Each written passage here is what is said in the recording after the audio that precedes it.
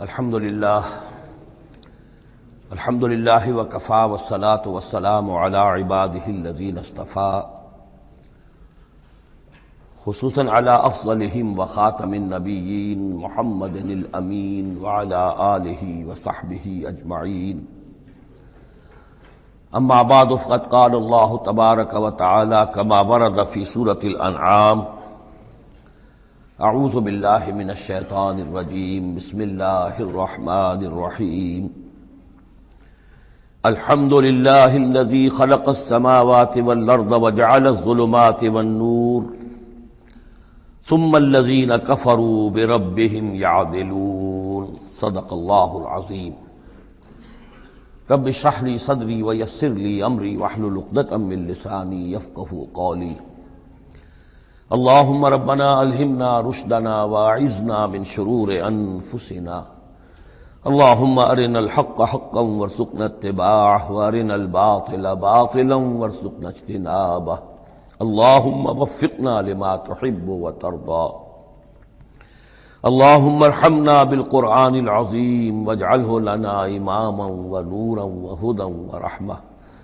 اللہم ذکرنا منہ ما نسینا وعلمنا منہ ما جہلنا وارزقنا تلاوتہ آناء اللیل وآناء النہار واجعلہ لنا حجتا یا رب العالمین آمین۔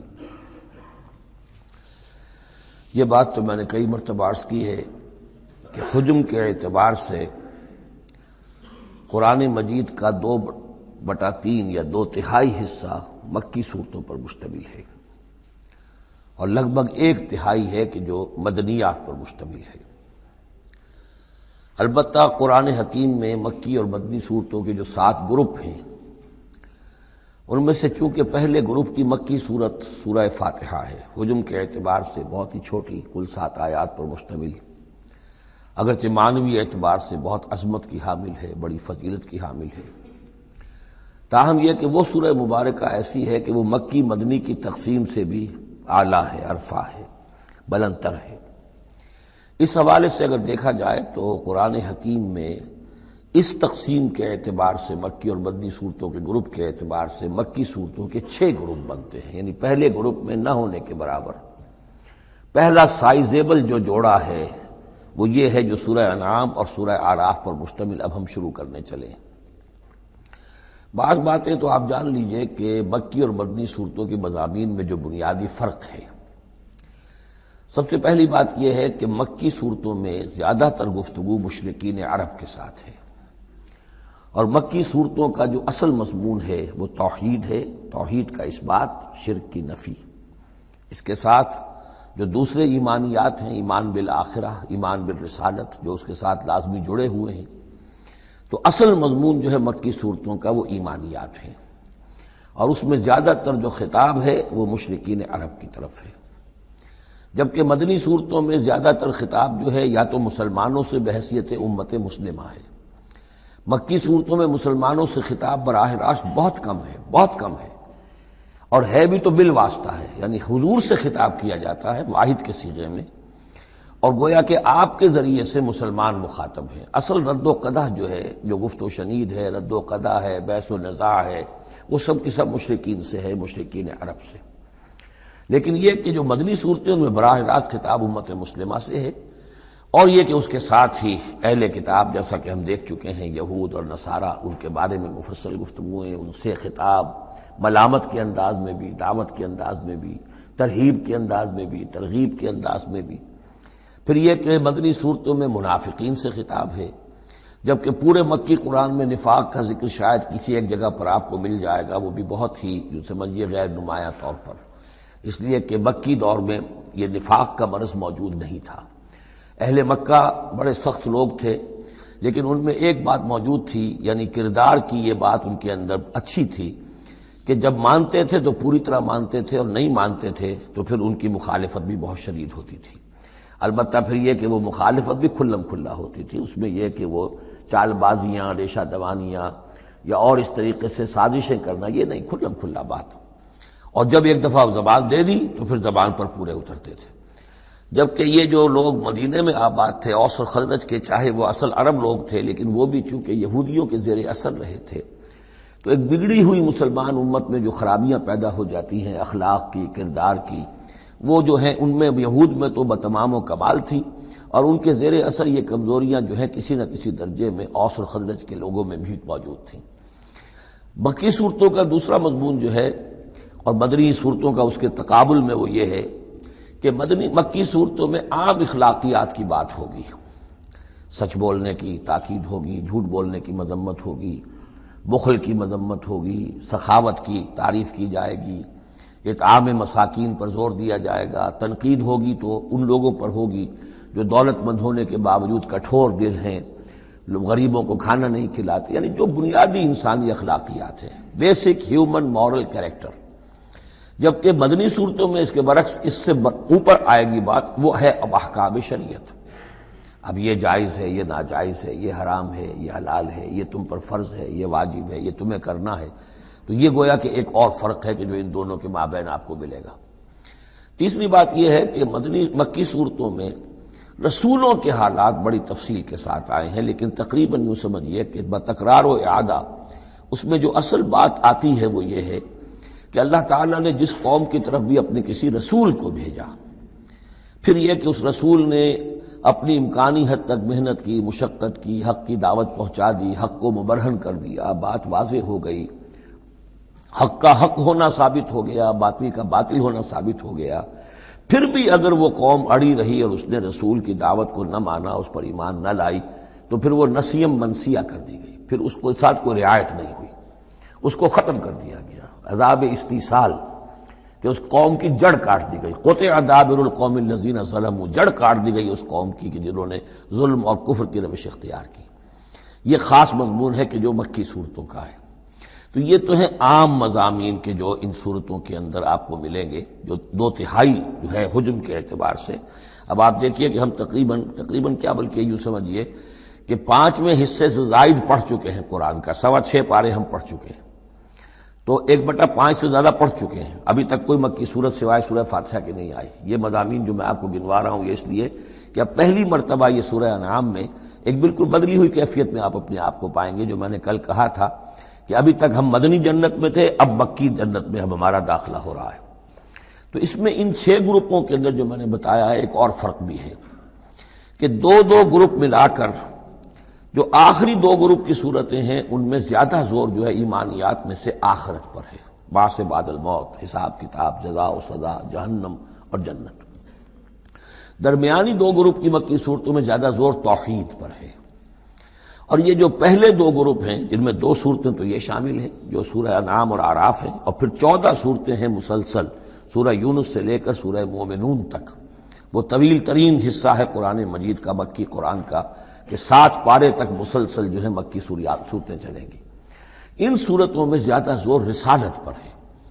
جو بات میں نے ابھی عرض کی تھی کہ رسول کی بات اگر نہ مانی جائے تو پھر قوم تباہ و برباد کر دی جاتی ہے۔ نبی کا یہ معاملہ نہیں ہے۔ نبی کی حیثیت ایسی ہوتی جیسے اولیاء اللہ ہیں، ان کی بات جس نے مان لی اس کو فائدہ ہو گیا، نہیں مانی اس کو نقصان ذاتی طور پر ہو جائے گا، لیکن پوری تباہی اور قوم کی ہلاکت نہیں ہوا کرتی تھی۔ عام اولیاء اللہ اور انبیاء میں فرق یہ ہے کہ عام اولیاء اللہ پر وحی نہیں آتی، انبیاء پر وحی آتی تھی، بس اس سے زیادہ فرق ان کے مقام اور مرتبے میں نہیں ہے۔ لیکن یہ کہ رسول بنا کر جس کو بھیج دیا جائے وہ پھر اللہ تعالیٰ کی عدالت بن جاتا ہے کہ اب تو جو اس کو مانے گا اس کے لیے خیر ہے، جو نہیں مانے گا اس کے لیے پھر ہلاکت ہے۔ تو یہ مضامین ہے۔ باقی یہ کہ مکی صورتوں میں پھر جو جوڑے ملیں گے آپ کو، جیسے یہ جوڑا ہم پڑھ رہے ہیں انعام اعراف، اس کے بارے میں ایک بات میں آپ کو کل بتا چکا ہوں کہ جب بات ہوتی ہے اللہ تعالیٰ کو منوانے کی، اللہ تعالیٰ کی معرفت آپ کو حاصل ہو جائے، تو اس کے 2 راستے قرآن اختیار کرتا ہے۔ ایک التذکیر بآلاء اللہ، یہ وہی لفظ ہے فَبِأَيِّ آلَاءِ رَبِّكُمَا تُكَذِّبَانِ، اللہ کی نعمتیں، اللہ کی صنائی، اللہ کی قدرتیں، اور اس کے حوالے سے تذکیر اور یاد دہانی اور ایمان کے حقائق کو انسان کے جو قلب کے اندر مضمر ہیں لیکن ڈورمنٹ ہیں، سوئے ہوئے ہیں، ان ایکٹیو ہیں، انہیں اجاگر کرنا۔ اور دوسرا حصہ جو ہوتا ہے التذکیر بایام اللہ، جو رسولوں کو جن قوموں کی طرف بھیجا گیا اور ان کی قوموں نے ان کی بات کو ماننے سے انکار کیا تو جو ان کو نسیہ منسیہ کیا گیا، یہ بڑے بڑے اللہ کے دن ہیں۔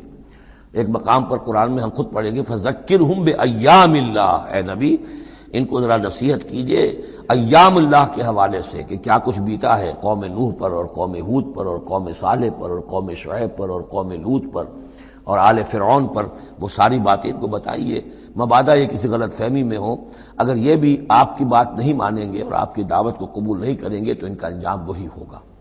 تو آپ دیکھیں گے کہ سورہ انعام جو ہے اکثر و بیشتر التذکیر بآلاء اللہ پر مشتمل ہے، اور سورہ اعراف جو ہے وہ التذکیر بایام اللہ پر مشتمل ہے، اور عام طور پر یہی آپ کو تقسیم مکی صورتوں کے جوڑے بننے کے اندر یہ بات نمایاں نظر آئے گی۔ بسم اللہ الرحمن الرحیم، الحمد للہ الذی خلق السماوات والارض وجعل الظلمات والنور۔ کل تعریف اور تمام شکر اس اللہ کے لیے ہے جس نے آسمانوں اور زمین کی تخلیق فرمائی اور بنایا اندھیروں کو اور اجالے کو۔ ایک بات نوٹ کر لیجئے کہ قرآن مجید میں تقریباً 7 پارے کے فصل سے یہ الحمد سے سورت شروع ہوتی ہے۔ سورہ فاتحہ الحمدللہ رب العالمین، اب یہ 7واں پارہ ہے، الحمدللہ الذی خلق السماوات والارض وجعل الظلمات والنور۔ پھر آپ چلیں گے اب 15ویں پارے میں آپ کو ملے گی سورہ کہف، الحمدللہ الذی انزل علی عبدہ الکتاب ولم یجعل لہ عوجا۔ پھر اس کے بعد 23ویں پارے میں 2 صورتیں آئیں گی، سورہ فاطر اور سورہ سبا، یہ دونوں بھی الحمدللہ سے شروع ہوتی ہیں، گویا کہ وہ آخری حصہ بھی اس کے اندر شامل کر دیا گیا۔ تو یہ بڑی صحیح وقفے کے بعد ایک سورت شروع ہوتی ہے اللہ تعالیٰ کی حمد اور تعریف کے حوالے سے۔ خاص طور پر بات نوٹ کرنے کی ہے جعلس، خلق اور جعلہ، آسمان اور زمین چونکہ مادی حقیقتیں ہیں لہذا ان کے لیے لفظ خلق آیا ہے، لیکن نور اور اجالا اور اندھیرا جو ہے یہ در حقیقت اس طرح کی نہیں ہے۔ اندھیرا کس کو کہتے ہیں؟ نور کے نہ ہونے کا نام اندھیرا ہے، یہ اس طرح کی کوئی مادی حقیقت نہیں ہے، اس لیے اس کے لیے لفظ جو ہے جعلا آیا، بنائے، اس نے ٹھہرا دیے، بنا دیے، نمایاں کر دیے، معلوم ہو گیا کہ یہ اجالا ہے، یہ اندھیرا ہے۔ ثم الذین کفروا بربہم یعدلون، پھر بھی وہ لوگ جو اپنے رب کا کفر کرتے ہیں اس کے برابر کیے دیتے ہیں، یعدلون بہ شرکاءہم، یعنی جن کو انہوں نے شریک سمجھا ہوا ہے، جن کو انہوں نے اللہ میں کی ذات میں یا صفات میں یا حقوق میں شریک کیا ہے، تو لوگوں کا حال یہ ہے کہ جبکہ آسمانوں اور زمین کا پیدا کرنے والا بھی تنہا اللہ ہے، اور جبکہ ظلمات اور نور کا جو ہے بنانے والا بھی تنہا اللہ ہے، لیکن پھر بھی لوگوں کا حال یہ ہے کہ انہوں نے اللہ کے ساتھ، اپنے رب کے ساتھ کچھ اور ہستیوں کو برابر ٹھہرا دیا ہے۔ مجھے ایک صاحب نے یہ بات کہی ہے کہ یہ سورہ نساء میں جو ہم 2 مرتبہ گزرے ہیں ایک آیت سے، ان اللہ لا یغفر ان یشرک بہ ویغفر ما دون ذلک لمن یشاء، تو یہ بڑی اہم آیت تھی اور آپ نے اس کی طرف توجہ زیادہ نہیں دی۔ یقیناً یہ بڑی اہم آیت ہے، اس میں کوئی شک نہیں کہ اللہ تعالیٰ اس سے ہرگز معاف نہیں فرمائے گا کہ اس کے ساتھ شرک کیا جائے۔ البتہ یہ ہے کہ اس سے کم تر جو گناہ ہوں گے جن کو چاہے گا بخش دے گا بغیر توبہ کے، باقی یہ کہ شرک سے بھی انسان تائب ہو جائے تو شرک بھی معاف ہو جائے گا۔ لیکن یہ کہ اس میں ضرورت ہوتی ہے اس بات کی کہ وضاحت کی جائے کہ شرک صرف بت پرستی کا نام نہیں ہے، شرک صرف اس کا نام نہیں کہ کوئی مورتی رکھی ہوئی ہے اور اسے آپ نے سجدہ کیا ہو۔ سمجھنے کی ضرورت یہ ہے کہ شرک کہتے کسے ہیں۔ تو اگرچہ میرا اپنا انداز تو یہ ہے کہ چونکہ مدنی صورتوں کے یہ مرکزی مضامین نہیں ہیں، یہ مضامین تو آئیں گے، اصل میں شرک اور توحید کی حقیقت کھلے گی آگے چل کر مکی صورتوں میں، خاص طور پر حوامیم میں جا کر یہ بات اور کھلے گی۔ توحید عملی کسے کہتے ہیں، توحید نظری کیا ہے، سورہ یاسین اور اسی طریقے سے فاطر اور سورہ سبا، پھر سورہ صاد، یہ جو ایک سلسلہ آئے گا وہ ہے اصل میں کہ جس کی مرکزی جو ہے آیت، وہ سورت جو ہے وہ سورہ یاسین ہے۔ یہ 23 صورتیں بنتی ہیں، 11 ادھر 11 ادھر، اور بیچ میں جو ہے وہ سورہ یاسین ہے، وہ ہے کہ جو اصل میں توحید کا مضمون ہے۔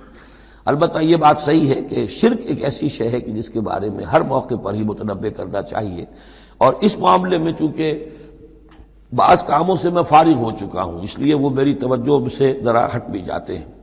اللہ کے فضل و کرم سے بڑی پرانی بات ہے کہ 6 گھنٹے کی میں تقریر ایک ریکارڈ کرا چکا حقیقت و اقسام شرک پر، اور جس کو کہ بہت علماء نے بھی پسند کیا، بڑے بڑے جید علماء نے بھی، اس حوالے سے کہ ایک شرک تھا جو آج سے کچھ عرصے پہلے لوگوں نے پہچان لیا یہ شرک ہے، اب ان کے پیروی کرتے ہوئے آج ان کے جو عقیدت مند ہیں اس شرک سے بچ رہے ہیں۔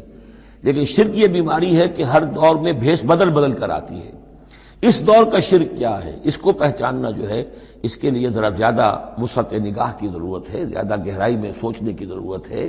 جدید دور کے نظریات و افکار جو ہیں ان کا صحیح مطالعہ ہو، معلوم ہو کہ آج کے دور کا شرک کون سے، ان تازہ خداؤں میں بڑا سب سے وطن ہے۔ اب یہ بات جو ہے ظاہر بات ہے کہ ہمارے سابق علماء جو ہیں ان کے ہاں تو یہ چیز نہیں ملے گی، اس لیے کہ اس انداز میں وطنیت کا نظریہ پہلے دنیا میں تھا ہی نہیں۔ تو اس لیے جو حضرات بھی اس موضوع پر چاہیں تو یہ میرے جو 6 کیسٹ ہیں 1 گھنٹے کے حقیقت و اقسام شرک پر، وہ ضرور ان کی سماعت فرمائیں۔ هو الذی خلقکم من طین ثم قضى اجلا، وہی ہے کہ جس نے تمہیں بنایا ہے گارے سے اور پھر ایک وقت مقرر کر دیا ہے۔ یعنی یہ کہ ہم ہر شخص جو ہے جس کو اللہ نے دنیا میں بھیجا ہے، اس کا اس دنیا میں رہنے کا وقت معین ہے، اور ایک خاص اجل جو ہے اس کی اجلن، وہ یہ ہے کہ موت کا وقت معین ہے۔ وہ اجل مسمن عنده، اور ایک اور ہے مقرر وقت اس کے پاس۔ یعنی ایک تو ہے انفرادی موت، جیسے کہ حضور نے فرمایا من مات فقط قامت قیامتہ، ایک اجتماعی موت ہونی ہے اس دنیا کی، وہ اللہ نے خاص چھپا کر اپنے پاس رکھی ہے، جس کا علم کسی اور کو نہیں دیا۔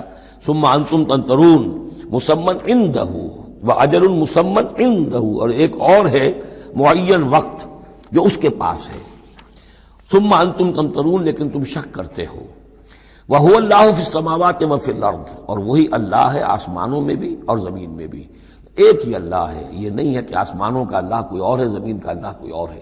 ہاں فرشتے ہیں، فرشتوں کے طبقات ہیں، زمین کے فرشتے ہیں، فضا کے فرشتے ہیں، آسمانوں کے فرشتے ہیں، ہر آسمان کے فرشتے ہیں، پھر یہ کہ ملائکہ مقربین ہیں، لیکن ذات باری تعالیٰ تو ایک ہی ہے۔ یعلم سرکم و جہرکم، وہ جانتا ہے تمہارا چھپا بھی اور تمہارا کھلا بھی، ظاہر بھی۔ وَيَعْلَمُ مَا تَكْسِبُونَ، اور وہ جانتا ہے جو کچھ کہ تم کماتے ہو۔ کمانے سے مراد یہی نیکی یا بدی۔ وَمَا تَأْتِيهِم مِّنْ آیَةٍ مِّنْ آیَاتِ رَبِّهِمْ، اور نہیں آتی ان کے پاس کوئی نشانی ان کے رب کی آیات میں سے، إِلَّا كَانُوا عَنْهَا مُعْرِضِينَ، مگر یہ کہ یہ اس سے اعراض ہی کرنے کے عادی ہو چکے ہیں۔ ہم نئی سے نئی صورتیں بھیج رہے ہیں، نئی سے نئی آیتیں نازل کر رہے ہیں، لیکن یہ اعراض پر تلے ہوئے ہیں۔ فَقَدْ كَذَّبُوا بِالْحَقِّ لَمَّا جَاءَهُمْ، تو اب انہوں نے جھٹلا دیا ہے حق کو جبکہ ان کے پاس آ چکا۔ اب یہ قد کذبوا جو ہے اس کا اندازہ کیجیے آپ، کہ چونکہ یہ مکی دور کے آخری زمانے کی صورتیں ہیں، تو گویا کہ 12 برس تقریباً ہو چکے ہیں حضور کو دعوت دیتے ہوئے۔ اس حوالے سے ابھی تک جو لوگ اڑے ہوئے ہیں وہ گویا کہ پوری طرح ضد پر، ہٹ پر جو ہے وہ پوری طریقے سے جم چکے ہیں۔ فقد کذبوا، بے شک جھٹلا چکے ہیں ان لوگوں نے، جھٹلا دیا ہے بالحق، حق کو، لما جاءہم، جب کہ ان کے پاس آیا، فسوف یاتیہم انباء ما كانوا به یستہزئون، تو اب جلد ہی ان کے پاس آ جائے گی حقیقت اور خبر ان چیزوں کی جس کا یہ مذاق اڑایا کرتے تھے۔ یعنی یہ مذاق اڑاتے تھے کہ عذاب عذاب عذاب، دھمکی دیتے ہوئے محمد کو 11 سال ہو گئے، 12 سال ہو گئے، کان پک گئے ہمارے، عذاب آئے گا عذاب آئے گا عذاب آئے گا، کوئی عذاب آیا نہیں، خالی دھونس جماتے ہیں۔ تو اس کا جو استہزاء کرتے تھے، اب عنقریب وہ دور شروع ہو رہا ہے کہ پھر جن چیزوں کا یہ مذاق اڑایا کرتے تھے اس کی حقیقت ان پر کھلنی شروع ہو جائے گی۔ یہ سمجھ لیجئے کہ اس جو گروپ کی 2 صورتیں ہیں، یہ مکیات انعام و اعراف، اس کے بعد سورہ انفال اور سورہ توبہ میں مشرکین مکہ کے لیے عذاب الہی کا بیان ہے، اس لیے کہ عذاب کی پہلی قسط ان پر غزوہ بدر میں آئی ہے، لہذا غزوہ بدر پر مشتمل ہے اس کے حالات پر سورہ انفال، اور ان کے عذاب کی آخری صورت وہ ہے کہ جو سورہ توبہ میں آئی ہے۔ لہذا یہ 2 صورتیں کہ جو مشرکین مکہ یا مشرکین عرب پر اتمام حجت کی صورتیں ہیں، انعام و اعراف، ان کو جمع کر دیا، اور پھر ان پر عذاب الہی کی جو صورتیں ہیں، ایک ابتدائی اور ایک اختتامی شکل کی حامل، ان دونوں کو یکجا کر دیا، تو 2 مکی 2 مدنی کا یہ گروپ بن گیا۔ الم یروا کم اہلکنا من قبلہم من قرن مکناہم فی الارض ما لم نمکن لکم، کیا انہوں نے دیکھا نہیں کہ کتنی ہی ہم نے نسلوں کو اور قوموں کو ہم نے ہلاک کیا جنہیں ہم نے زمین میں تمکن عطا فرمایا تھا جو تمہیں عطا نہیں کیا ہے۔ قوم عاد کتنی زبردست قوم تھی، اسی جزیرہ نما عرب میں آباد تھی، تمہیں اس کے حالات کچھ معلوم ہیں، قصے تمہیں معلوم ہیں۔ قوم سمود کتنی بڑی قوم تھی، جتنا دبدبہ اس کا تھا، جس طرح کہ اس نے اپنے پہاڑ تراش کر اور چٹانیں تراش کر محل بنائے تھے، ذرا تصور کرو اے قریش مکہ، تمہیں تو وہ چیزیں نصیب بھی نہیں ہوئی ہیں۔ تو جب ہم نے انہیں ہلاک کر دیا، وَأَرْسَلْنَا السَّمَاءَ عَلَيْهِم مِّدْرَارًا، اور ہم نے ان پر آسمان بھیجا موسلا دھار، یعنی ان پر خوب بارشیں برسائیں ہم نے، اور بارش ظاہر بات ہے ماہ مبارک کا ہوتا ہے، اس سے زمین کی رویدگی نکلتی ہے۔ وجعلنا الانہار تجری من تحتہم، اور ہم نے دریا بہا دیے، نہریں بہا دیے ان کے دامن میں، ان کے نیچے۔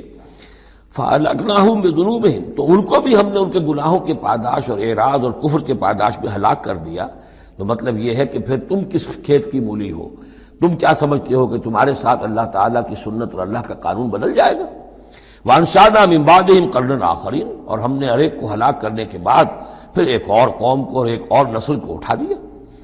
وَلَوْ نَزَّلْنَا عَلَيْكَ كِتَابًا فِي قِرْطَاسٍ، اب یہ اصل میں اس آیت کو سمجھ لیجیے، آیت نمبر 7 جو ہے یہ اس سورہ مبارکہ کا سب سے بڑا مرکزی مضمون ہے کہ حضور پر آخری دباؤ ڈال دیا تھا قریش نے کہ آپ اگر رسول ہیں اور رسالت اپنی ہم سے بنوانا چاہتے ہیں تو کوئی حصی معجزہ ہمیں دکھائیے، ایسا معجزہ جو اب آپ اپنی آنکھوں سے دیکھیں۔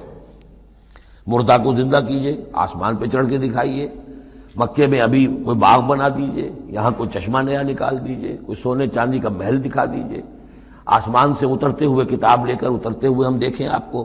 تو یہ ان کی طرف سے تقاضا جو ہے زور پکڑتے پکڑتے پکڑتے، اور یہ آپ دیکھیں کہ مسلسل چلے گا معاملہ۔ اب یہ اللہ تعالیٰ کی طرف سے فیصلہ یہ تھا کہ ہم نے ایسا کوئی معجزہ نہیں دکھانا۔ اب یوں سمجھیں آپ کہ یہ چکی کے دو پارٹ تھے جن کے درمیان حضور صلی اللہ علیہ وسلم کی ذات آ گئی۔ بظاہر لوگوں پر یہ اثر پڑ رہا ہے کہ بھئی ہمارے جو یہ سردار ہیں قریش کے ٹھیک ہی تو کہہ رہے ہیں، عوام الناس کے اوپر یہ اثر پڑ رہا ہے کہ یہ رسالت کے مدعی ہیں، نبوت کے مدعی ہیں۔ موسیٰ نے کیسے معجزے دکھائے تھے یہ خود بتاتے ہیں، عیسیٰ نے کیسے معجزے دکھائے تھے یہ خود بیان کرتے ہیں، کیا وجہ ہے پھر کیوں نہیں معجزہ دکھاتے؟ تو گویا کہ ان کے لیڈروں نے عوام کی مت مار دی تھی، اور عوام جو ہیں وہ کہہ رہے تھے کہ گویا کہ ان کی حجت محمد پر قائم ہو چکی ہے صلی اللہ علیہ وسلم۔ ادھر اللہ کا فیصلہ یہ ہے کہ ہم نے ایسا معجزہ نہیں دکھانا، جو بھی حق کا طالب ہے قرآن ہم نے نازل کر دیا ہے، یہی معجزہ ہے۔ تو یہ جو ہے رد و قضا اس میں جو ہو رہی ہے، اور اس میں واقعہ یہ ہے کہ کسی جگہ پر تو جا کر انسان کانپ اٹھتا ہے تصور کر کے کہ حضور صلی اللہ علیہ وسلم کی جو جان تھی، جان مبارک آپ کی کس قدر ضیق میں آ چکی تھی۔ ادھر اللہ کا فیصلہ اٹل ہے، ہم نے نہیں دکھانا، ادھر وہ کہہ رہے دکھاؤ، اگر تم ہو واقعی، اگر نبی ہو رسول ہو تو معجزہ کیوں نہیں دکھاتے؟ تو اس کے درمیان گویا کہ ان کے لیے، اور یہ اس کا مرکزی مضمون ہے سورت کا، اور کچھ آگے چل کر جب یہ اپنے کلائمیکس کو پہنچے گا تو واقعہ یہ کہ رونگٹے کھڑے ہو جاتے ہیں۔ فرمایا وَلَوْ نَزَّلْنَا عَلَيْكَ كِتَابًا فِي قِرْطَاسٍ، اگر ہم نے اتار دی ان پر کوئی کتاب جو کہ کاغذوں میں لکھی ہوئی ہے، فَلَمَسُوهُ، اور وہ اسے چھو بھی لیں بِأَيْدِيهِمْ اپنے ہاتھوں سے، لَقَالَ الَّذِينَ كَفَرُوا إِنْ هَذَا إِلَّا سِحْرٌ مُبِينٌ، اس وقت بھی یہ کافر یہی کہیں گے کہ یہ تو کھلا جادو ہے، ہماری آنکھوں پر اثر ہو گیا تھا، ہماری نظر بندی کر دی گئی تھی۔ جس نے نہیں ماننا اس نے نہیں ماننا ہے، البتہ ہوگا کیا، ہم ایسا معجزہ دکھا دیں گے تو مہلت ختم ہو جائے گی، پھر فوراً عذاب آئے گا۔ اس لیے ابھی ہماری رحمت کا تقاضا یہ ہے، ہم انہیں مہلت اور دینا چاہتے ہیں، ابھی اور اس کو دودھ کو بلونا ہے، شاید اس میں سے کچھ اور مکھن بھی نکل آئے، اس لیے ہم معجزہ نہیں دکھا رہے۔ معجزہ دکھائیں گے مہلت ختم ہو جائے گی، عذاب فوراً آ جائے گا۔ وَقَالُوا لَوْلَا أُنزِلَ عَلَيْهِ مَلَكٌ، وہ کہتے ہیں کیوں نہیں اترا ان کے اوپر کوئی فرشتہ، اوپر سے کوئی فرشتہ جو ہے پروں سے آتا دیکھتے ہم کہ ہاں آ رہا ہے۔ وَلَوْ أَنزَلْنَا مَلَكًا، اور اگر ہم نے فرشتہ اتار دیا ہوتا، لَقُضِيَ الْأَمْرُ ثُمَّ لَا يُنظَرُونَ، پھر تو فیصلہ ہی چکا دیا جاتا، پھر انہیں کوئی مہلت نہ ملتی۔ یعنی یہ کہ یہ ساری جو آزمائش ہے اس دنیا کی زندگی میں، وہ تو غیب کے پردے کی وجہ سے تو آزمائش ہے، غیب کا پردہ اٹھ جائے امتحان ختم، پھر تو نتیجے کے ڈکلیئر کرنے کا وقت آ جائے گا۔ یہ تو امتحان جو ہے سارا وہ اس غیب ہی کی وجہ سے تو ہے۔ وَلَوْ جَعَلْنَاهُ مَلَكًا لَجَعَلْنَاهُ رَجُلًا، اور اگر ہم اسے فرشتہ بنا کر بھیج بھی دیتے، کسی بجائے محمد کے صلی اللہ علیہ وسلم کسی فرشتے کو نبی بنا کر بھیجتے، تو اسے بھی ہم نے انسان بنا کر بھیجنا تھا، انسانوں کے لیے بھیجنا تھا نا۔ فرشتوں میں بھیجنا ہوتا تو فرشتے بھیجتے، جب انسانوں میں بھیجنا تھا تو انسانی کو بھیجنا تھا۔ وَلَلَبَسْنَا عَلَيْهِمْ مَا يَلْبِسُونَ، اور جو اس وقت التباس ان کو ہو رہا ہے وہ التباس اس وقت بھی ہو جاتا، جیسے کہ حدیث جبرائیل جو ہے اس میں ہمیں معلوم ہے حضرت جبرائیل علیہ السلام ایک انسانی شکل میں آئے، تو لوگوں کو کیا پتا چلا کہ یہ جبرائیل ہے، وہ انسانی شکل میں آئے۔ وَلَقَدِ اسْتُهْزِئَ بِرُسُلٍ مِّن قَبْلِكَ، اور اے نبی آپ دل گرفتہ نہ ہوں، آپ سے پہلے بھی تو رسولوں کا اسی طریقے سے مذاق اڑایا گیا، یہ صرف آپ پہلی مرتبہ نہیں ہے۔ قُلْ مَا كُنتُ بِدْعًا مِّنَ الرُّسُلِ، اے نبی کہہ دیجئے کہ میں کوئی نیا نویلا رسول نہیں ہوں، مجھ سے پہلے بہت رسول آئے، لیکن یہاں بات اللہ کہہ رہے ہیں وَلَقَدِ اسْتُهْزِئَ بِرُسُلٍ مِّن قَبْلِكَ، اے نبی آپ سے پہلے بھی جو رسول آئے ان کا مذاق اڑایا گیا۔ حضرت نوح کا کیسا کیسا مذاق اڑا ہوگا، 950 برس تک اڑا ہوگا۔ آپ کو تو ابھی 10-11 برس ہوئے ہیں، وہ 950 برس تک ہمارے اس بندے نے جو ہے وہ جھیلا ہے سب کچھ۔ فَحَاقَ بِالَّذِينَ سَخِرُوا مِنْهُمْ مَا كَانُوا بِهِ يَسْتَهْزِئُونَ، بالآخر پھر گھیر لیا ان لوگوں کو کہ جو ہنسی مذاق اڑاتے تھے اسی چیز نے جس کا وہ استہزاء کرتے تھے۔ معاملہ وقت کا ہے، ٹائم فیکٹر کے سوا کچھ نہیں ہے۔ ابھی آپ کہہ رہے ہیں کہ کوئی جلدی سے ان کو دکھائی دیا جائے تاکہ ان کی زبانیں تو بند ہو جائیں کم وقتوں کی، لیکن یہ کہ نہیں، ہماری حکمت میں ابھی نہیں ہے کہ ہم کوئی ایسا معجزہ دکھائیں۔ قل سیروا فی الارض ثم انظروا کیف کان عاقبۃ المکذبین، اے نبی ان سے کہیے گھومو پھرو زمین کے اندر اور دیکھو کیا انجام ہوا ہے جھٹلانے والوں کا۔ تمہارے ہی اس جزیرہ نما عرب میں قوم عاد، قوم ثمود، یہ سب کے سب تھے، اور جب تم جاتے ہو شام کی طرف سفر کرتے ہو، قافلے لے کے جاتے ہو، تو وہاں قوم مدین کے مسکن بھی آتے ہیں، قوم لوط کے شہر بھی آتے ہیں، یہ سب تم دیکھتے ہو۔ قل لمن ما فی السماوات والارض قل للہ، ان سے پوچھئے کس کا ہے جو کچھ ہے آسمان اور زمین میں، پھر کہہ دیجئے اللہ کا ہے۔ کتب علی نفسہ الرحمہ، اور یہ اصل میں کہنا کس اعتبار سے ہے کہ مشرکین مکہ بھی یہ مانتے تھے مالک اور خالق اللہ ہے۔ ہمارے معبودوں کا مسئلہ تو یہ ہے کہ ہؤلاء شفعاؤنا عند اللہ، یہ ہماری شفاعت کریں گے اللہ کے پاس۔ وہ یہ تو نہیں کہتے تھے کہ لات اور منات اور عزا نے اور حبل نے دنیا پیدا کی ہے، ایسے قودن نہیں تھے، وہ کہتے تھے اللہ نے پیدا کیا۔ وَلَئِن سَأَلْتَهُم مَّنْ خَلَقَ السَّمَاوَاتِ وَالْأَرْضَ لَيَقُولُنَّ اللَّهُ، اے نبی آپ ان سے پوچھیں گے آسمان اور زمین کس نے بنائے، کہیں گے اللہ نے بنائے۔ تو وہ کوئی کائنات کی تخلیق میں اس کے مالک ہونے میں شرک نہیں کرتے تھے۔ شرک ان کا کیا تھا، یہ بڑے چہیتے ہیں، لاڈلے ہیں، اونچے مقام ہے، یہ ہمیں چھڑوا لیں گے، یہ شرک تھا۔ کتب علی نفسہ الرحمہ، اس نے اپنے اوپر رحمت کو لازم کر لیا ہے، یہ کتبہ اللہ نے لکھ لیا ہے، علی نفسہ ہی اپنے اوپر، یعنی یہ لزوم اللہ اپنے اوپر کوئی شے لازم کر لے، ہم کوئی شے اللہ پر خود لازم قرار نہیں دے سکتے۔ کتب علی نفسہ الرحمہ لیجمعنکم الی یوم القیامۃ لا ریب فیہ، وہ لازماً جمع کرے گا تمہیں قیامت کے دن کہ جس میں کوئی شک نہیں ہے۔ والذین خسروا انفسہم فہم لا یؤمنون، تو جو لوگ اپنے آپ کو خسارے میں ڈالنے کا فیصلہ کر چکے ہیں وہ ایمان نہیں لائیں گے۔ یہاں ایک نقطہ ہے، ذرا غور کرنے کی بات ہے کہ یہ رحمت کا اظہار کیسے ہوا۔ کتب علی نفسہ الرحمہ لیجمعنکم الی یوم القیامہ، قیامت کے دن تو مار پڑے گی، سزا پڑے گی، سختیاں ہوں گی۔ اہل ایمان کے لیے یہ رحمت کا ظہور ہوگا، یہاں رخ ہے اہل ایمان کے لیے، انبیاء و رسل کے لیے، صدیقین اور شہداء کے لیے، صالحین کے لیے۔ تم جو کچھ جھیل رہے ہو، جو مصیبتیں برداشت کر رہے ہو، جو اس وقت تمہیں تنگی ہو رہی ہے، تمہارے لیے اللہ تعالیٰ کی رحمت کا وہ وقت آ کر رہے گا، تمہاری ان ساری خدمات کا بھرپور صلہ ملے گا، تمہاری ان ساری سرفروشیوں کے لیے اللہ تعالیٰ کی طرف سے قدر افزائی کا اعلان ہوگا۔ کتب علی نفسہ الرحمہ لیجمعنکم الی یوم القیامہ۔ کبھی تمہیں یہ خیال نہ آئے کہ ہم تو سب کچھ یہاں پر اپنا لٹا بھی بیٹھے اللہ کے لیے، پتہ نہیں وہ دن آئے گا بھی کہ نہیں، پتہ نہیں کوئی ملاقات ہونی بھی ہے کہ نہیں، پتہ نہیں یہ سب کچھ جو ہے واقعی حق ہے یا نہیں کہ جمع ہونا ہے اللہ کے ہاں اور جزا و سزا ہونی ہے۔ تو ان وسوسوں کو اپنے دل سے، اپنے دماغ سے دور کرو۔ وَلَهُ سَكَنَ فِي اللَّيْلِ لَهُ مَا سَكَنَ فِي اللَّيْلِ وَالنَّهَارِ، اور اسی کا ہے جو کچھ کے ساکن ہو جاتا ہے رات میں، اور یہاں مقابلے کا لفظ محذوف ہے، وما تحرک فی النہار، اور جو شے متحرک ہو جاتی ہے دن کے وقت۔ یہ مقابلے کے لفظ کو قرآن مجید میں حذف کر دیا جاتا ہے تاکہ آدمی خود اپنی عقل سے کام لے، ورنہ ظاہر بات ہے کہ نہار جو ہے دن کا وقت جو ہے وہ سکون کے لیے نہیں ہے۔ وَلَهُ مَا سَكَنَ فِي اللَّيْلِ وَمَا تَحَرَّكَ فِي النَّهَارِ، وہ اسی کا ہے جو کچھ کے رات کے وقت سکون پکڑتا ہے اور دن کے وقت متحرک ہو جاتا ہے۔ وَهُوَ السَّمِيعُ الْعَلِيمُ، وہ سب کچھ سننے والا اور جاننے والا ہے۔ قُلْ أَغَيْرَ اللَّهِ أَتَّخِذُ وَلِيًّا فَاطِرِ السَّمَاوَاتِ وَالْأَرْضِ، ان سے کہیے لوگو، عقل کے ناخن لو، کیا میں اللہ کے سوا کسی اور کو اپنا ولی بنا لوں، اپنا کارساز، اپنا مولا، اپنا مالک، اپنا حمایت، اللہ کو چھوڑ کر کسی اور کو بنا لوں؟ فاطر السماوات والارض، جو کہ آسمانوں اور زمین کا پیدا کرنے والا، تم بھی مانتے ہو کہ وہی پیدا کرنے والا ہے، تو اس کو چھوڑ کر کسی اور کو اپنا ولی بنائیں اور کسی اور کے خود ولی بن جائیں، تو یہ تو بڑی حماقت کی بات ہے، بڑے گھاٹے کا سودا ہے۔ وَهُوَ يُطْعِمُ وَلَا يُطْعَمُ، وہ کھانا کھلاتا ہے، اسے کھانا کھلایا نہیں جاتا۔ تم تو بتوں کے سامنے تو رکھتے ہو، چڑھاوے اور حلوے مانڈے پیش کرتے ہو، اللہ کو تو کوئی ضرورت نہیں، وہ تو کھلاتا ہے تمہیں، وہ رازق ہے۔ قُلْ إِنِّي أُمِرْتُ أَنْ أَكُونَ أَوَّلَ مَنْ أَسْلَمَ، کہہ دیجئے اے نبی ڈنکے کی چوٹ، مجھے تو حکم ہوا ہے کہ سب سے پہلا فرما بردار میں خود بنوں۔ وَلَا تَكُونَنَّ مِنَ الْمُشْرِكِينَ، اور دیکھو تم ہرگز نہ ہو مشرکین کے اندر، مشرکین میں سے۔ قُلْ إِنِّي أَخَافُ إِنْ عَصَيْتُ رَبِّي عَذَابَ يَوْمٍ عَظِيمٍ، کہہ دیجئے کہ خود مجھے اندیشہ ہے اگر میں اپنے پروردگار کی نافرمانی کروں تو بڑے دن کے عذاب کا۔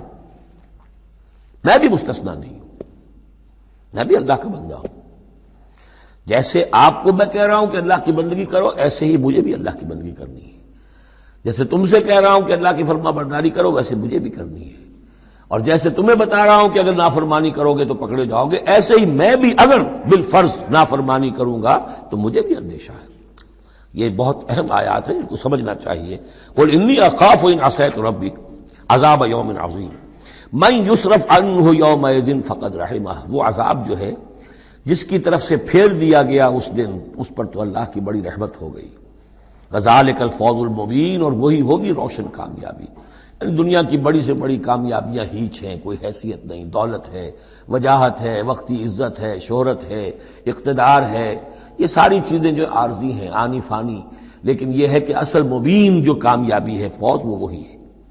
وَإِن يَمْسَسْكَ اللَّهُ بِضُرٍّ فَلَا كَاشِفَ لَهُ إِلَّا هُوَ، اب یہ توحید ہے جو بیان ہو رہی ہے۔ اور اگر تمہیں کوئی اللہ تعالیٰ کی طرف سے پہنچا دی جائے کوئی تکلیف، تو کوئی نہیں ہے اس تکلیف کا دور کرنے والا سوائے اس کے۔ تکلیف میں پکارو تو اسی کو پکارو، کسی اور کو نہ پکارو۔ لا تدعوا مع اللہ احدا، وہی ہے مشکل کشا، وہی ہے حاجت روا، وہی ہے تمہاری تکلیفوں کو رفع کرنے والا۔ وَإِن يَمْسَسْكَ بِخَيْرٍ فَهُوَ عَلَىٰ كُلِّ شَيْءٍ قَدِيرٌ، اور اگر اس کی طرف سے کوئی خیر تمہیں پہنچا دیا جائے تو یقیناً وہ ہر چیز پر قادر ہے، کوئی اس کا ہاتھ روکنے والا نہیں ہے۔ اسے کسی اور سے سینکشن نہیں لینی ہوتی کہ میں اپنے فلاں بندے کے ساتھ یہ خیر کرنا چاہتا ہوں، وہ تو عَلَىٰ كُلِّ شَيْءٍ قدیر ہے۔ وَهُوَ الْقَاهِرُ فَوْقَ عِبَادِهِ، اور وہ تو اپنے بندوں پر پوری طریقے سے زور آور ہے، چھایا ہوا ہے، مسلط ہے، کوئی بھی اس مخلوقات میں سے کوئی اس کے قابو سے باہر نہیں ہے، وہ قابو یافتہ ہے۔ وَهُوَ الْحَكِيمُ الْخَبِيرُ، اور وہ ہے کمال حکمت والا اور ہر شے سے خبر رکھنے والا۔ قُلْ أَيُّ شَيْءٍ أَكْبَرُ شَهَادَةً، اے نبی ان سے کہیے ذرا کون سی چیز ہے جو گواہی میں سب سے بڑی ہو؟ کس کی گواہی سب سے بڑی ہے؟ قُلِ اللَّهُ، خود کہیے اللہ کی گواہی سب سے بڑی ہے کہ نہیں؟ شہید بینی و بینکم، اور وہ میرے اور تمہارے مابین گواہ ہے۔ وَأُوحِيَ إِلَيَّ هَذَا الْقُرْآنُ لِأُنذِرَكُم بِهِ وَمَن بَلَغَ، اور میری جانب یہ قرآن وحی کیا گیا ہے تاکہ میں خبردار کر دوں تمہیں اس کے ذریعے سے، اور اس کو بھی جس تک یہ پہنچ جائے۔ یہ گویا کہ اس سورہ کے عمود کا عکس ہے۔ یعنی میں نے بتایا عمود کیا ہے، حصی معجزہ ہم نہیں دکھائیں گے، بات ختم۔ لیکن اصل معجزہ یہ قرآن ہے۔ اے نبی ہم نے آپ پر یہ قرآن اتار دیا، آپ اس کے ذریعے تبشیر کریں، اسی کے ذریعے انذار کریں، اسی کے ذریعے تذکیر کریں۔ جس کے اندر صلاحیت ہے، جو طالب حق ہے، جو ہدایت چاہتا ہے، وہ ہدایت پالے گا۔ باقی جس کے دل میں کجی ہے، ٹیڑھ ہے، تعصب ہے، ضد ہے، ہٹ درمی ہے، حسد ہے، تکبر ہے، وہ آپ 10 لاکھ معجزے دکھا دیجئے وہ نہیں مانے گا۔ کیا علماء یہود نے مان لیے معجزے دیکھ کر حضرت مسیح علیہ السلام کے؟ کیسے کیسے معجزے، مردہ کو زندہ کر دینا، خلق حیات، یعنی گاڑے کا بنا ہوا پرندہ پھونک ماری اور وہ اڑتا ہوا پرندہ ہو گیا۔ یہ تو وہ چیزیں ہیں کہ جو یوں سمجھیے کہ ایکسکلوسیو افعال اللہ تعالیٰ کے ہیں، خلق حیات اور احیاء موتا، وہ بھی نشانیاں ظاہر کر دی حضرت مسیح کے ہاتھ پر، کتنے لوگوں نے مانا؟ تو ہم نہیں مانے، ہم یہ معجزہ نہیں دکھائیں گے، البتہ یہ کہ یہ ہے، آپ کرتے جائیے، محنت کرتے جائیے، کوشش کرتے جائیے۔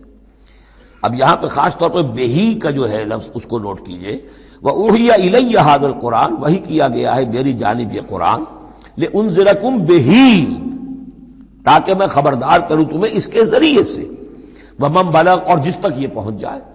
جس تک پہنچ جائے کا مطلب کیا ہے کہ میں تو تمہیں پہنچا رہا ہوں، اب جو امت بنے گی وہ آگے پہنچائے گی۔ جس تک قرآن پہنچ گیا حضور کا انذار پہنچ گیا۔ یہ سلسلہ جو ہے تا قیام قیامت، چونکہ حضور اپنے ہی زمانے کے لیے رسول بن کر نہیں آئے تھے، آپ تو تا قیامت جو ہے اب آپ رسول ہیں، آپ ہی کی رسالت کا دور یہ چل رہا ہے۔ جو انسان بھی قیامت تک دنیا میں آئے گا وہ آپ کی امت دعوت میں شامل ہے، اسے پہچانا پیغام قرآن کا اب ذمہ ہے کس کے؟ امت محمد صلی اللہ علیہ وسلم کے۔ اَإِنَّكُمْ لَتَشْهَدُونَ أَنَّ مَعَ اللَّهِ آلِهَةً أُخْرَىٰ۔ اب دیکھیے یہ ہے وہ جو میں نے ابتدا میں بھی عرض کیا تھا تعارف میں، بعض اوقات جو ہے بڑے سرچنگ کویسچنز ہوتے ہیں، کیا واقعی تمہارا یہ کہنا ہے؟ جب آپ کو معلوم ہو کہ جو کچھ یہ کہہ رہا ہے اس کا دل وہ نہیں ہے، یہ کچھ اوپر اوپر سے کہہ رہا ہے، وہ ضد ہے، ہٹ درمی ہے، تو پھر یہ کہ آنکھوں میں آنکھیں ڈال کر ذرا سرچنگ انداز میں جو ہے وہ آپ سوال کی اَإِنَّكُمْ لَتَشْهَدُونَ أَنَّ مَعَ اللَّهِ آلِهَةً أُخْرَىٰ، کیا واقعی تم لوگ گواہی دیتے ہو اس کی کہ اللہ کے سوا کوئی اور بھی آلہہ ہے؟ واقعی؟ قُل لَا أَشْهَدُ، کہہ دیجئے بھائی ٹھیک ہے، اگر تم گواہی دیتے ہو تو میں تو نہیں دے سکتا، میرے لیے یہ ممکن نہیں ہے کہ ایسی خلاف عقل، ایسی خلاف فطرت بات جو میں کہہ سکوں۔ قُلْ إِنَّمَا هُوَ إِلَٰهٌ وَاحِدٌ، کہہ دیجئے کہ وہ تو ایک ہی الہ ہے، اکیلا، واحد۔ وَإِنَّنِي بَرِيءٌ مِّمَّا تُشْرِكُونَ، اور یہ کہ میں بری ہوں ان تمام چیزوں سے جنہیں تم شریک ٹھہرا رہے ہو، میرا تمہارا کوئی رابطہ اس معاملے میں نہیں ہے۔ الَّذِينَ آتَيْنَاهُمُ الْكِتَابَ يَعْرِفُونَهُ كَمَا يَعْرِفُونَ أَبْنَاءَهُمْ۔ اب دیکھیے چونکہ یہ مکی دور کا آخری زمانہ ہے اور اس میں ظاہر بات ہے مدینے تک بھی خبریں تو پہنچ چکی ہوئی ہیں، وہاں پر بھی کہ کوئی مکے کے اندر ایک دعوت ہے بڑی زور شور کے ساتھ، شدومت کے ساتھ اٹھ گئی ہے، اور وہاں پر وہ باتیں پہنچ چکی ہیں، اور بلکہ انہی کی طرف سے سکھائے ہوئے سوالات بھی مکے کے لوگ حضور سے کرتے تھے امتحاناً۔ آپ ذرا یہ بتائیے ذوالقرنین کون تھا؟ اگر آپ نبی ہیں تو یہ بتائیے، اصحاب کہف کا قصہ کیا تھا؟ اگر آپ نبی ہیں تو یہ بتائیے، روح کی حقیقت کیا ہے؟ یہ سارے سوالات آئیں گے سورہ بنی اسرائیل میں، سورہ کہف میں۔ تو وہاں تک بات پہنچی ہوئی تھی، اور ظاہر بات ہے کہ ان کے جو لوگ تھے سمجھدار وہ سمجھ چکے تھے کہ یہ ہے وہ کہ جن کے ہم منتظر ہیں۔ یہ دوسری بات ہے کہ محروم رہ گئے۔ الذین آتیناہم الکتاب، وہ لوگ جنہیں ہم نے کتاب عطا فرمائی تھی، یعرفونہ، پہچانتے ہیں اس کو۔ ہو کی ضمیر دونوں طرف جا سکتی ہے، قرآن کی طرف بھی اور محمد کی طرف بھی صلی اللہ علیہ وسلم۔ باقی یہ میں واضح کر چکا ہوں، قرآن اور محمد مل کر ہی بینہ بنتے ہیں، یہ ایک ہی شے ہے، ایک ہی حقیقت ہے۔ حضور جو ہے قرآن مجسم ہے، قرآن ایک انسانی شخصیت اور سیرت و کردار کا ہیولہ پہن لے تو وہ محمد الرسول اللہ صلی اللہ علیہ وسلم، جیسے کہ حضرت ام المومنین حضرت عائشہ صدیقہ نے فرمایا تھا کانا خلق القرآن، حضور کی سیرت قرآن ہے۔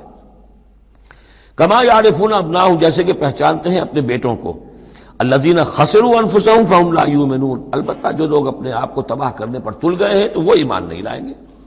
ومن اسلم ممن افترى على الله كذبا او كذب بآیاتہ، اس سے بڑھ کر ظالم کون ہوگا جس نے اللہ پر کوئی جھوٹ تہمت لگائی یا اس کی آیات کو جھٹلایا۔ یعنی یہ دو جرم جو ہیں برابر کے عظیم ترین جرم ہیں، اللہ کی آیات کو جھٹلانا یا کوئی شے گھڑ کر اللہ کی طرف منسوب کر دینا۔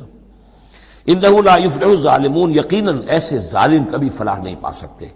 ویوم نحشرہم جمیعا، اور جس دن کہ ہم جمع کریں گے ان سب کو، ثم نقول للذین اشرکوا، اور پھر ہم کہیں گے ان سے جنہوں نے شرک کیا تھا، این شرکاؤکم الذین کنتم تزعمون، کہاں ہیں آپ کے وہ شرکاء جن کا کہ آپ کو گھمنڈ ہو گیا تھا، گمان ہو گیا تھا کہ وہ بچا لیں گے۔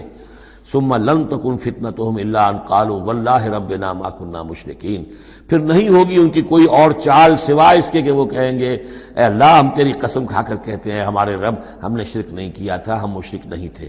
انظر کیف کذبوا علی انفسہم، دیکھو کیسے وہ جھوٹ بولیں گے اپنے اوپر۔ وضل عنہم ما کانوا یفترون، اور جو افتراء انہوں نے کیا ہوا تھا کہ فلاں دیوی بچائے گی اور فلاں دیوتا بچا لے گا، وہ سب نسیم منسیہ ہو جائے گا، ضل عنہم، گم ہو جائیں گے، ہاتھوں کے طوطے اڑ جائیں گے۔ ومنہم من یستمع الیک، اور اے نبی ان میں سے کچھ لوگ ایسے بھی ہیں جو بڑی توجہ سے آپ کی طرف سنتے ہیں، آ کر توجہ کر کے۔ یہ بھی مسئلہ سمجھ لیجئے کہ قریش کا بھی مسئلہ وہی بن گیا تھا جو کہ مدینے والے جو علماء تھے ان کے، یہود کے اور ان کے عام لوگ تھے، ان میں جو فرق تھا۔ تو قریش کے اندر بھی اور عرب کے مکے کے اندر بھی جو چودھری لوگ تھے ان کے لیے سنبھالنا مشکل ہو گیا تھا اپنے عوام کو کہ کس طرح روکیں اسے محمد پر ایمان لانے سے اپنے عوام کو۔ لہذا انہیں دھوکہ دینے کے لیے کیا کرتے تھے کہ بڑے بند سنور کر بڑے اہتمام سے آ کر بیٹھتے تھے اور حضور کی باتیں سنتے تھے، تاکہ عوام پر یہ اثر پڑے کہ جاتے تو ہیں، بڑے شوق سے جاتے ہیں، یہ ہمارے سردار ہیں، ذہین لوگ ہیں، ہمارا انٹیلیجنسیا ہے، یہ سب کچھ جا کر جو ہے وہاں سے آگے، آخر ان کی سمجھ ہے نا، تو انہوں نے اگر رد کیا ہے تو کسی بنیادی پر رد کیا ہوگا۔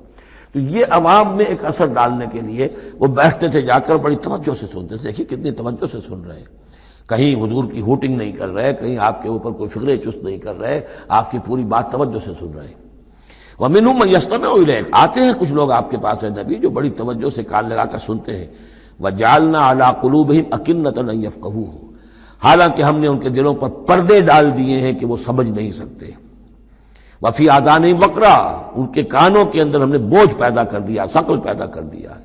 وَإِن يَرَوْا كُلَّ آيَةٍ لَا يُؤْمِنُوا بِهَا، اور اگر ساری نشانیاں جو یہ مانگ رہے ہیں وہ بھی ان کو دکھا دی جائیں تب بھی یہ ایمان نہیں لائیں گے.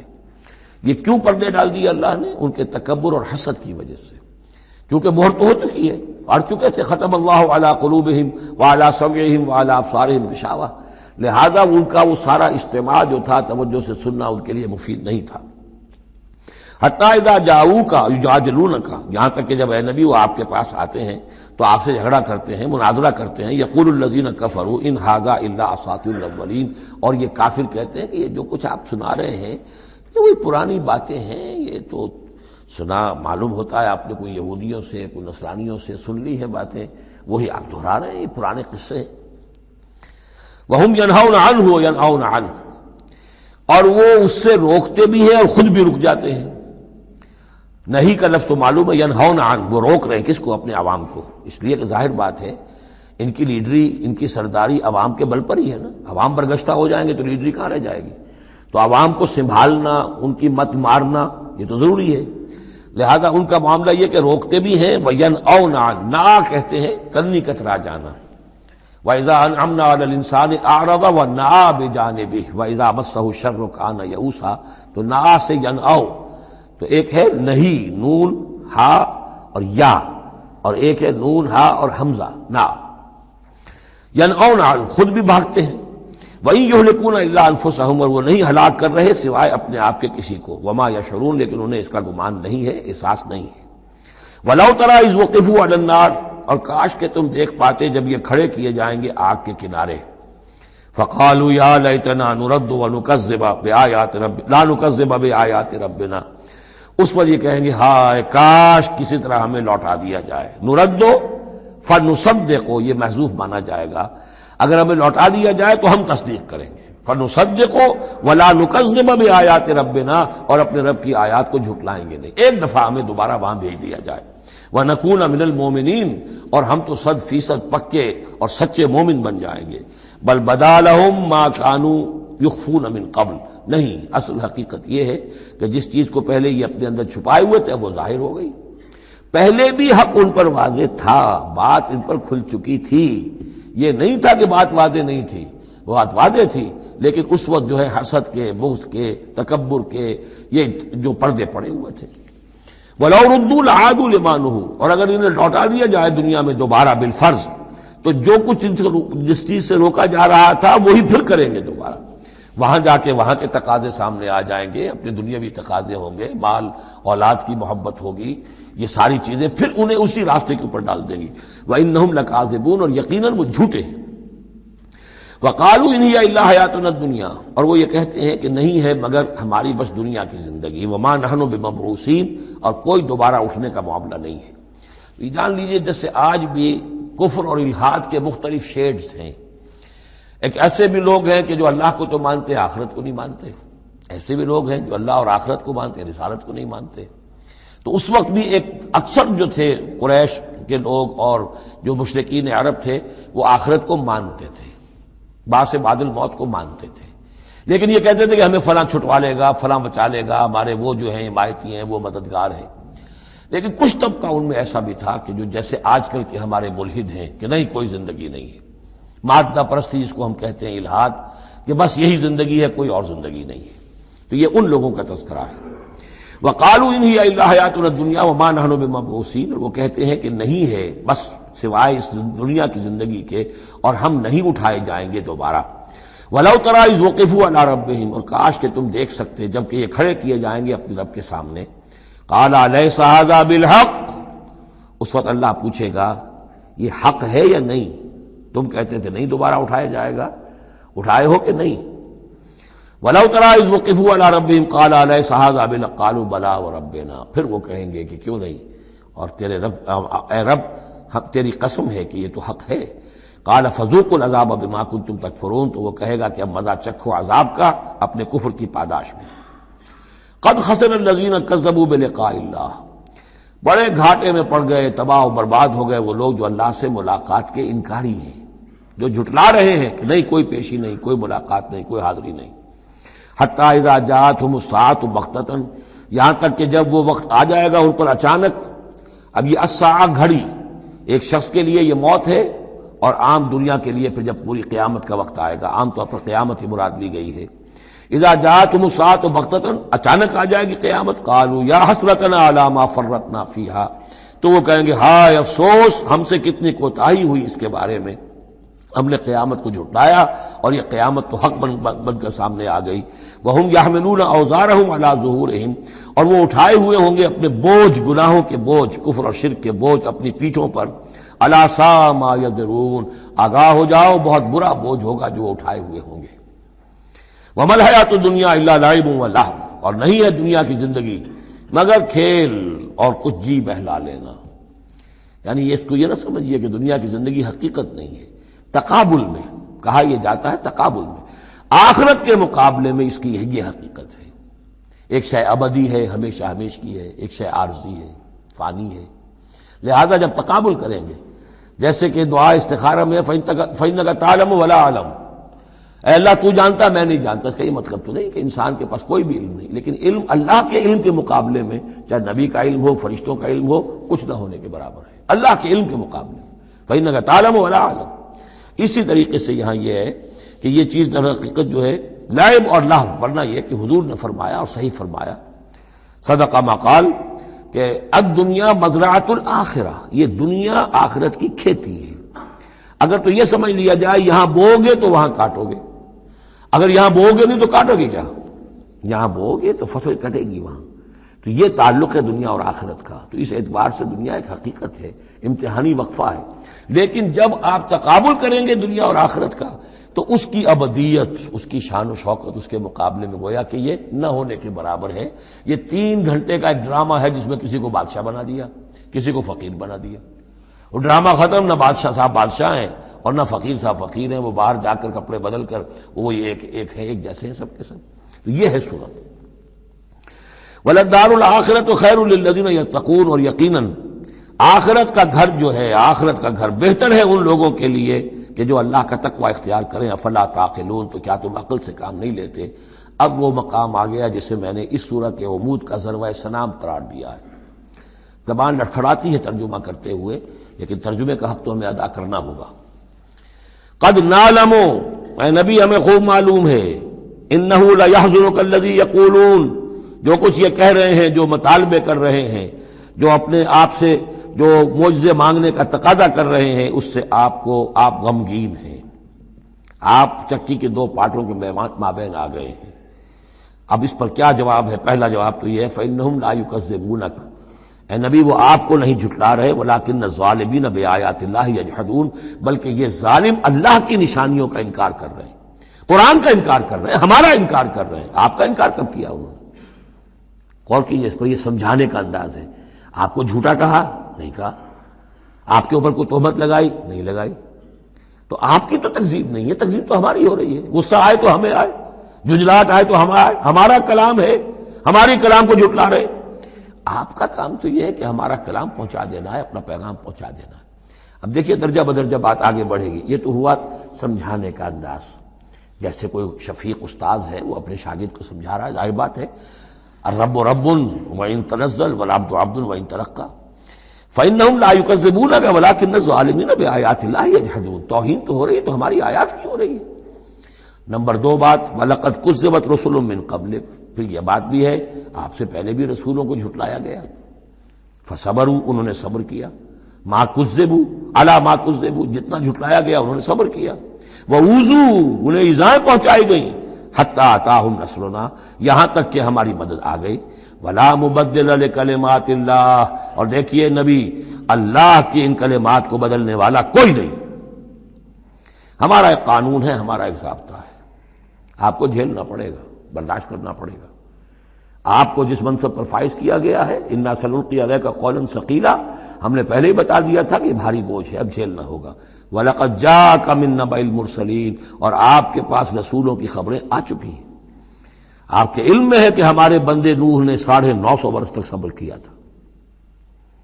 اور اب اس کے بعد تلخ ترین بات آ رہی ہے، وَإِن كَانَ كَبُرَ عَلَيْكَ إِعْرَاضُهُمْ، اور اگر آپ پر بہت شاق گزر رہا ہے ان کا اعراض، فَإِنِ اسْتَطَعْتَ، تو اگر آپ میں طاقت ہے، أَن تَبْتَغِيَ نَفَقًا فِي الْأَرْضِ، کہ کوئی زمین میں کوئی سرنگ لگا لیں، اور سلمًا فی السماء، یا آسمان کے اوپر کوئی سیڑھی لگا لیں، فَتَأْتِيَهُم بِآیَةٍ، تو لے آئیے آیت جہاں سے لا سکتے ہیں، ہم نہیں دکھائیں گے۔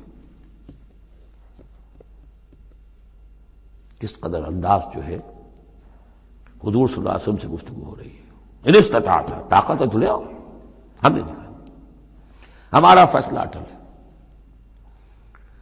وَإِن كَانَ كَبُرَ عَلَيْكَ إِعْرَاضُهُمْ فَإِنِ اسْتَطَعْتَ أَن تَبْتَغِيَ نَفَقًا فِي الْأَرْضِ أَوْ سُلَّمًا فِي السَّمَاءِ فَتَأْتِيَهُمْ آیَةٌ وَلَوْ شَاءَ اللَّهُ لَجَمَعَهُمْ عَلَى الْهُدَىٰ، اور اے نبی اگر اللہ چاہتا تو ان سب کو ہدایت پر جمع کر دیتا، آنے واحد میں وہ سب کو نیک بنا دے، اس کا اختیار نہیں ہے۔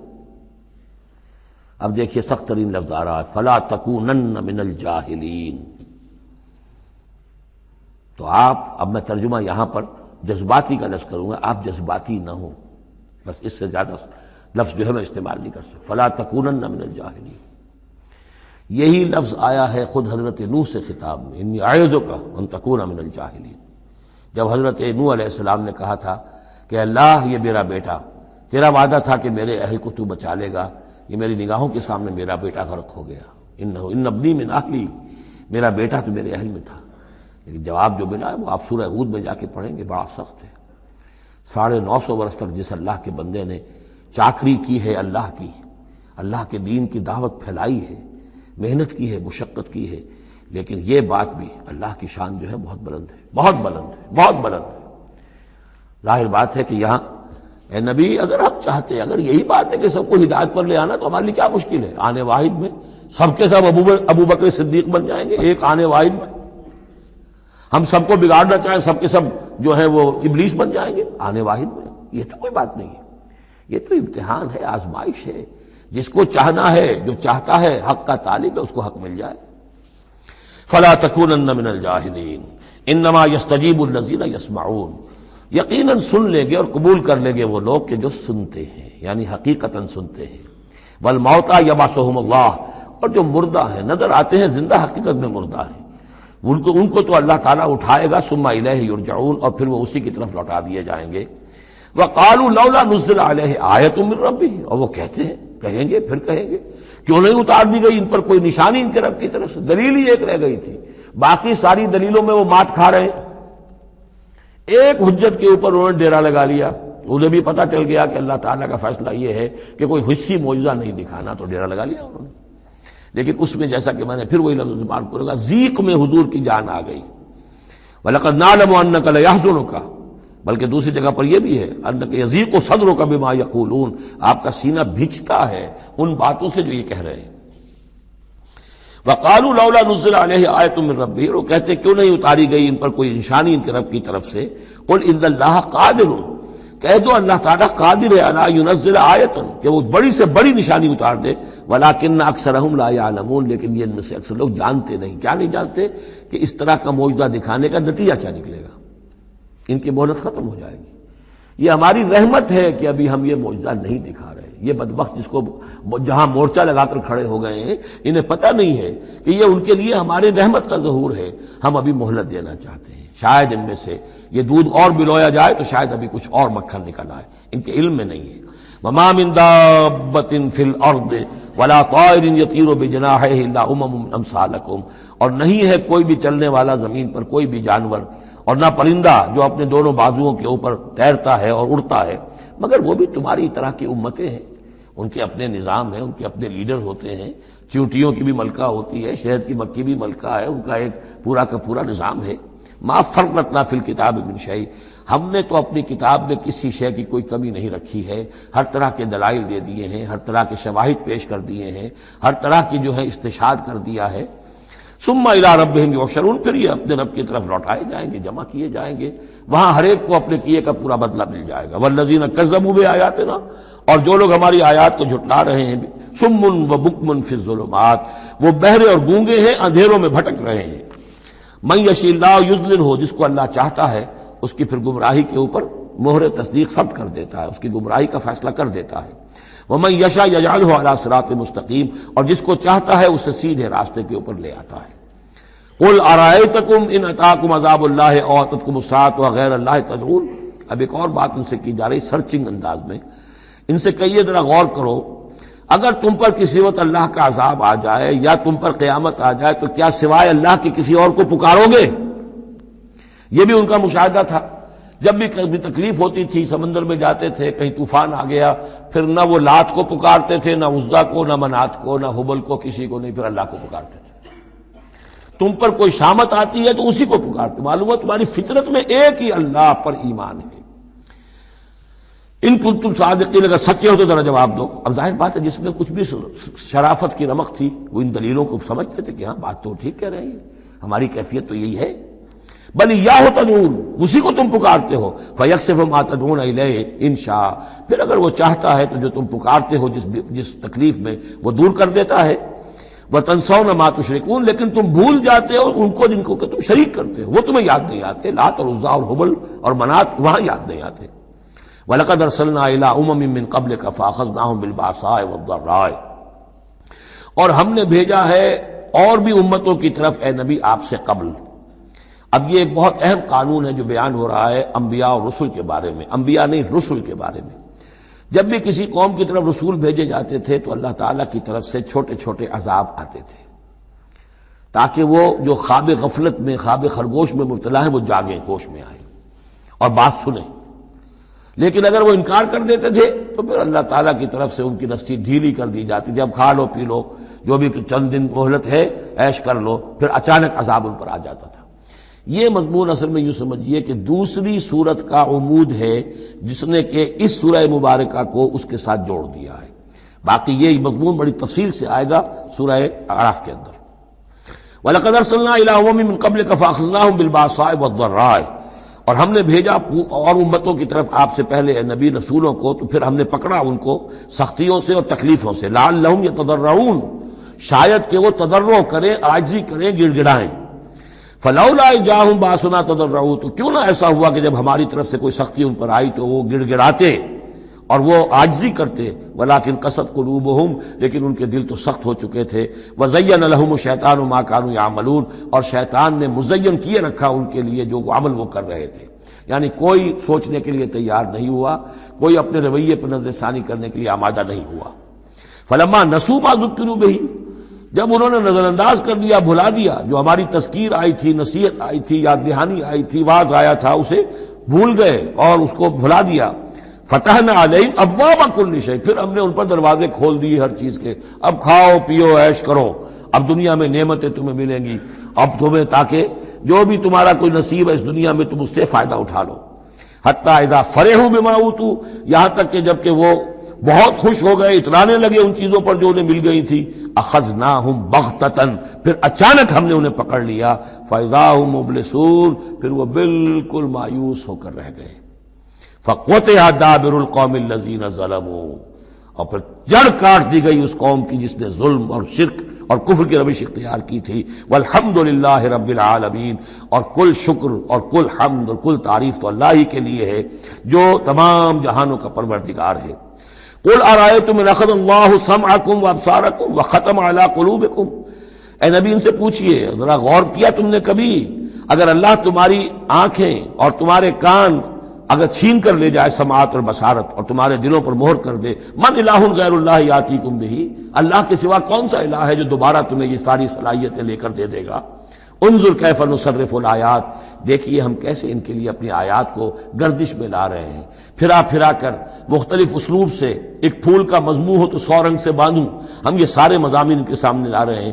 ثم ہم یصدفون، پھر بھی وہ کنارہ کرتے ہیں۔ قل ارأیتکم ان اتاکم عذاب اللہ بغتۃ و جہرۃ، ان سے کہیے کہ دیکھو تو اگر تم پر عذاب آ جائے اچانک یا علی الاعلان آئے، ڈنکے کی چوٹ آئے، اعلان کر کے آئے کہ اب اتنے دن کے بعد عذاب آ جائے گا، هل يهلك الا القوم الظالمون، تو ہلاک تو وہی ہوں گے جو ظالم قوم ہوگی، جو ظلم کرنے والے ہوں گے، چاہے وہ آئے اچانک اور چاہے آئے ڈنکے کی چوٹ۔ وما نرسل المرسلین الا مبشرین ومنذرین. اب یہ دیکھیے پھر وہی لفظ آ گیا جو سورہ نساء میں ہم پڑھ چکے ہیں، رسلا مبشرین ومنذرین. جو بیسک فنکشن ہے انبیاء اور رسل کا وہ یہ ہے. وما نرسل المرسلین الا مبشرین ومنذرین، اور ہم نہیں بھیجتے رہے ہیں اپنے رسولوں کو مگر مبشر اور منذر بنا کر، اہل حق کے لیے بشارت دینے والے اور اہل باطل کے لیے خبردار کرنے والے.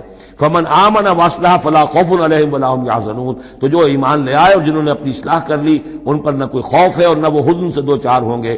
والذین کذبوا بآیاتنا، اور وہ لوگ کہ جنہوں نے ہماری آیات کو جھٹلایا، یمسهم العذاب بما كانوا يفسقون، ان کے اوپر عذاب مسلط ہو کر رہے گا ان کی نافرمانی کے باعث. بارک اللہ لی ولکم فی القرآن العظیم ونفعنی وإیاکم بالآیات والذکر الحکیم.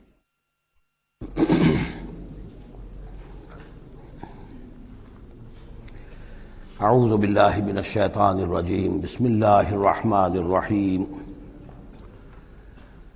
قل لا اقول لكم عندي خزائن الله ولا اعلم الغیب ولا اقول لكم انی ملک ان اتبع الا ما یوحى الی قل هل يستوي الاعمى والبصیر افلا تتفکرون. صدق اللہ العظیم.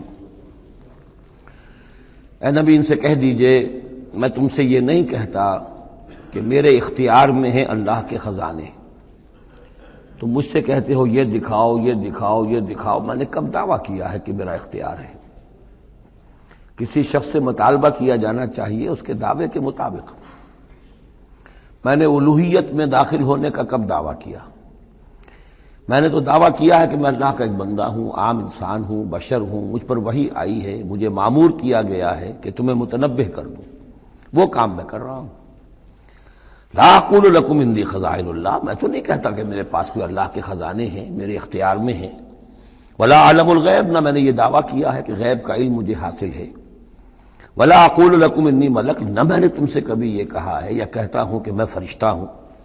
ان اتبع الا ما یوحى الی، میں تو بس اتباع کر رہا ہوں اس شے کی کہ جو مجھے طرف وحی کی جا رہی ہے. قل هل يستوي الاعمى والبصیر، کہیے تو پھر اب برابر ہو جائیں گے دیکھنے والے اور اندھے؟ افلا تتفکرون، تو کیا تم تفکر نہیں کرتے، غور و فکر سے کام نہیں لیتے؟ وانذر بہ، اب پھر یہاں بہ پر زور دے رہا ہوں میں. اے نبی اس قرآن کے ذریعے سے خبردار کر دیجئے. آپ کا کام انذار ہے، تبشیر ہے. اوپر آ چکا ہے وما نرسل المرسلین الا مبشرین، پہلے آ چکا ہے اوحی الی ھذا القرآن لانذرکم بہ ومن بلغ. یہاں پھر آیا وانذر بہ الذین یخافون ان یحشروا الی ربہم. خبردار کر دیجئے اس کے ذریعے سے ان لوگوں کو کہ جنہیں واقعتاً کچھ خوف ہے کہ وہ اپنے رب کی طرف لے جائے جائیں گے. جیسا کہ میں نے آپ کو بتایا تھا کہ ان میں بھی بہت کم لوگ تھے کہ جو بعث بعد الموت کے منکر تھے. وہ یہ کہتے تھے کہ ہاں ہے، قیامت ہے، اٹھیں گے، اپنے رب کے پاس جائیں گے، لیکن وہاں ہمارے چھڑانے والے ہیں، وہ ہمیں بچا لیں گے. وانذر بہ الذین یخافون ان یحشروا الی ربہم لیس لہم من دونہ ولی ولا شفیع، ان کے لیے کوئی نہیں ہوگا اللہ کے سوا، نہ کوئی حمایتی نہ سفارش کرنے والا. اپنی ان مغالطوں کو رفع کر لیں، ان غلط فہمیوں کو رفع کر لیں. لعلہم یتقون، شاید کہ ان میں تقوی پیدا ہو جائے، شاید کہ وہ ڈر جائیں، شاید کہ خوف پیدا ہو جائے.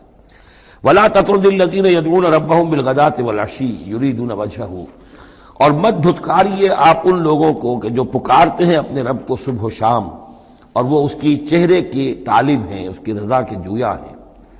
یہ اصل میں اشارہ ہو رہا ہے کہ تمام رسولوں کے ساتھ یہ معاملہ ہوا، خاص طور پر حضرت نوح کے ساتھ بھی، کہ جو بڑے بڑے سرداران ہوتے تھے قوم کے، وہ کہتے تھے کہ اے نوح ہم تو تمہارے پاس آنا چاہتے ہیں، سمجھنا چاہتے ہیں بات کیا ہے، لیکن ہم دیکھتے ہیں جب بھی آئے تمہارے پاس، تمہاری محفل میں بیٹھے ہوتے ہیں ہمارے کمی کاری ملازم گھٹیا لوگ. اب ہماری شایان شان نہیں ہے کہ ہم ان کے ساتھ بیٹھیں.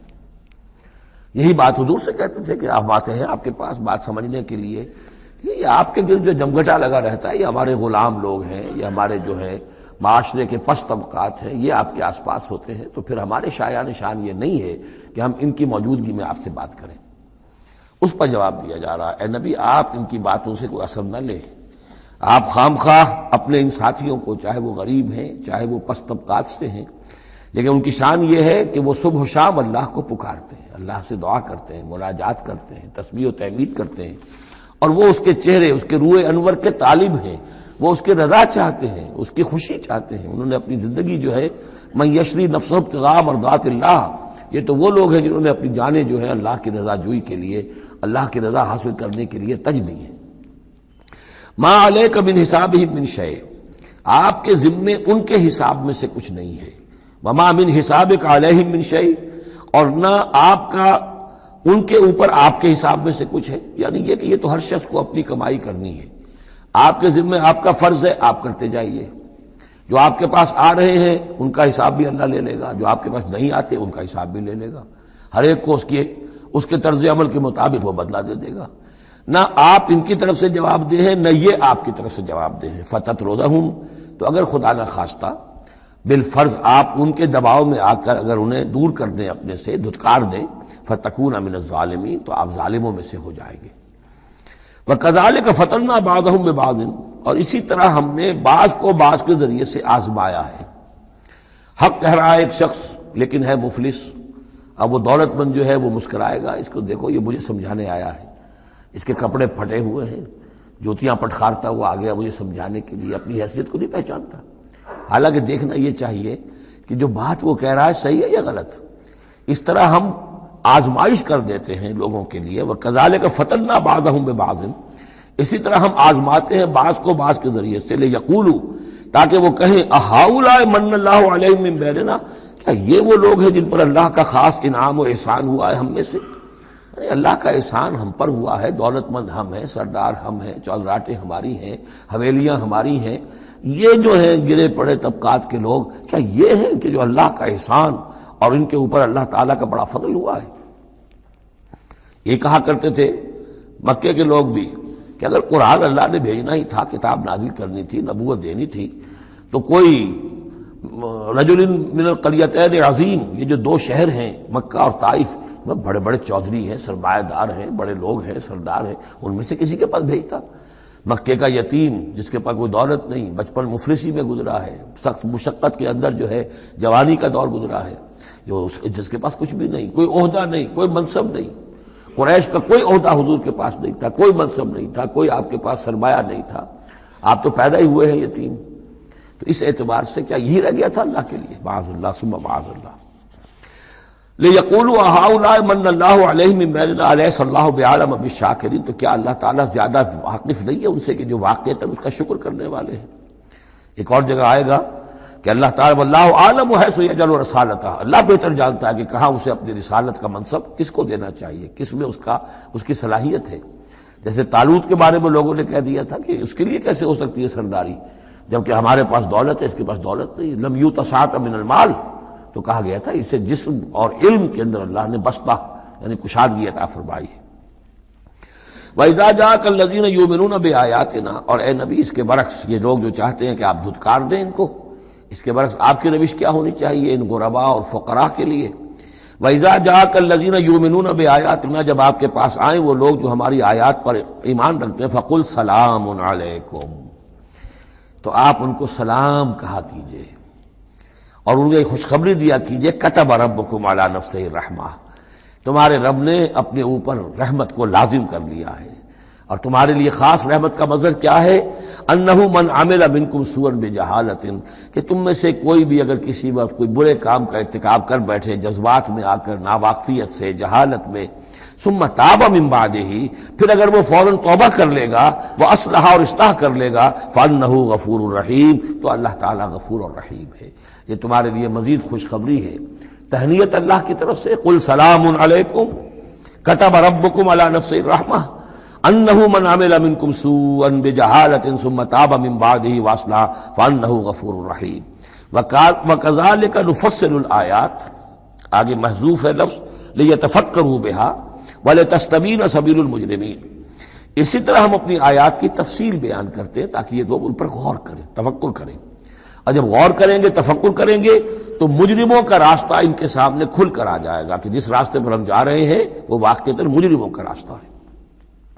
قل انی نہیت ان اعبد الذین تدعون من دون اللہ، کہہ دیجئے مجھے تو روک دیا گیا ہے ان کو پوجنے سے کہ جن کو تم پکارتے ہو اللہ کے سوا. یہ لات عزیٰ منات ان کو میں نہیں پکار سکتا، مجھے روک دیا گیا ہے. مجھے تو حکم دیا گیا ہے لا تدعوا مع اللہ احدا، اللہ کے ساتھ کسی اور کو مت پکارو۔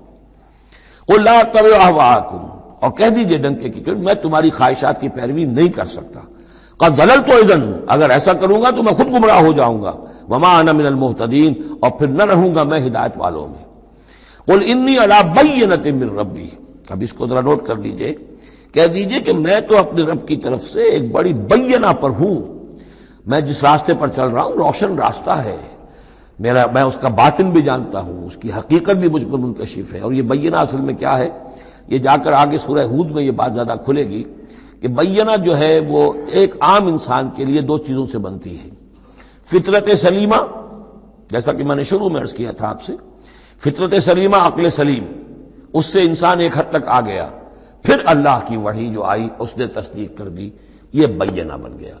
اب اسی معنی میں پھر رسول اور پھر اللہ کی وحی مل کر بینہ بن جاتے ہیں، وہ لوگوں کے حق میں بینہ، اور خود اپنے حق میں بینہ کیا ہے، آپ کی اپنی فطرت سلیمہ، عقل سلیم، اور اس پر پھر وحی کی توثیق، وحی نے آ کر ان کو اجاگر کر دیا، ان حقائق کو جن تک آپ اپنی عقل سلیم اور فطرت سلیمہ کی رہنمائی میں پہنچ چکے تھے۔ قل انی علی بینۃ من ربی، کہہ دیجئے میں کوئی اندھیرے میں ٹامک ٹوئیاں نہیں مار رہا ہوں، تم جو مجھ سے مطالبے کر رہے ہو، مجھ پر دباؤ ڈال رہے ہو، میں تو اپنے رب کی طرف سے بینہ پر ہوں۔ وَكَذَّبْتُمْ بِهِ، تم نے اسے جھٹلا دیا ہے۔ مَا عِندِي مَا تَسْتَعْجِلُونَ بِهِ، میرے پاس وہ شے موجود نہیں ہے جس کی تم جلدی مچا رہے ہو۔ وہ جلدی مچاتے تھے، لے آئیے عذاب، بہت سن چکے ہم، کان پک گئے سن سن کر ہمارے، عذاب آئے گا، عذاب آئے گا، عذاب کہاں ہے وہ عذاب، کہاں رکا ہوا ہے، 10 برس ہو گئے، میرے پاس نہیں ہے، میرے اختیار میں نہیں ہے۔ وہ عذاب بھی آئے گا، اللہ کے فیصلے سے آئے گا، جب وہ چاہے گا آئے گا۔ ما عندی ما تستعجلون بھی، جس چیز کی تم جلدی مچا رہے ہو وہ میرے اختیار میں نہیں ہے۔ ان الحکم الا للہ، فیصلے کا اختیار کلیتاً اللہ کے ہاتھ میں ہے۔ یقص الحق، وہ حق بات بیان کر دیتا ہے، وہ خیر الفاصلین، اور وہ سب سے اچھا فیصلہ کرنے والا ہے۔ قل لو ان عندی ما تستعجلون به، اب اس میں وہ تلخی جو ہے وہ ظاہر ہو رہی ہے کہ تم جو تنگ آ گئے ہو میری باتیں سن سن کر، میرے اندر بھی تمہاری جانب سے بیزاری پیدا ہو چکی ہے۔ قل لو ان عندی ما تستعجلون به، کہہ دیجئے اگر میرے ہاتھ میں ہوتا، میرے اختیار میں ہوتا، میرے پاس ہوتا جس کی تم جلدی مچا رہے ہو، لقضی الامر بینی و بینکم، تو میرے اور تمہارے مابین کبھی کا فیصلہ طے ہو چکا ہوتا، میں تمہیں ابھی مزید مہلت نہ دیتا۔ تم اگر تمہارے کان پک گئے تو میں بھی تنگ آ چکا ہوں، میرے بھی اب جو ہے صبر کا پیمانہ جو ہے وہ ایک حد کو پہنچ چکا ہے۔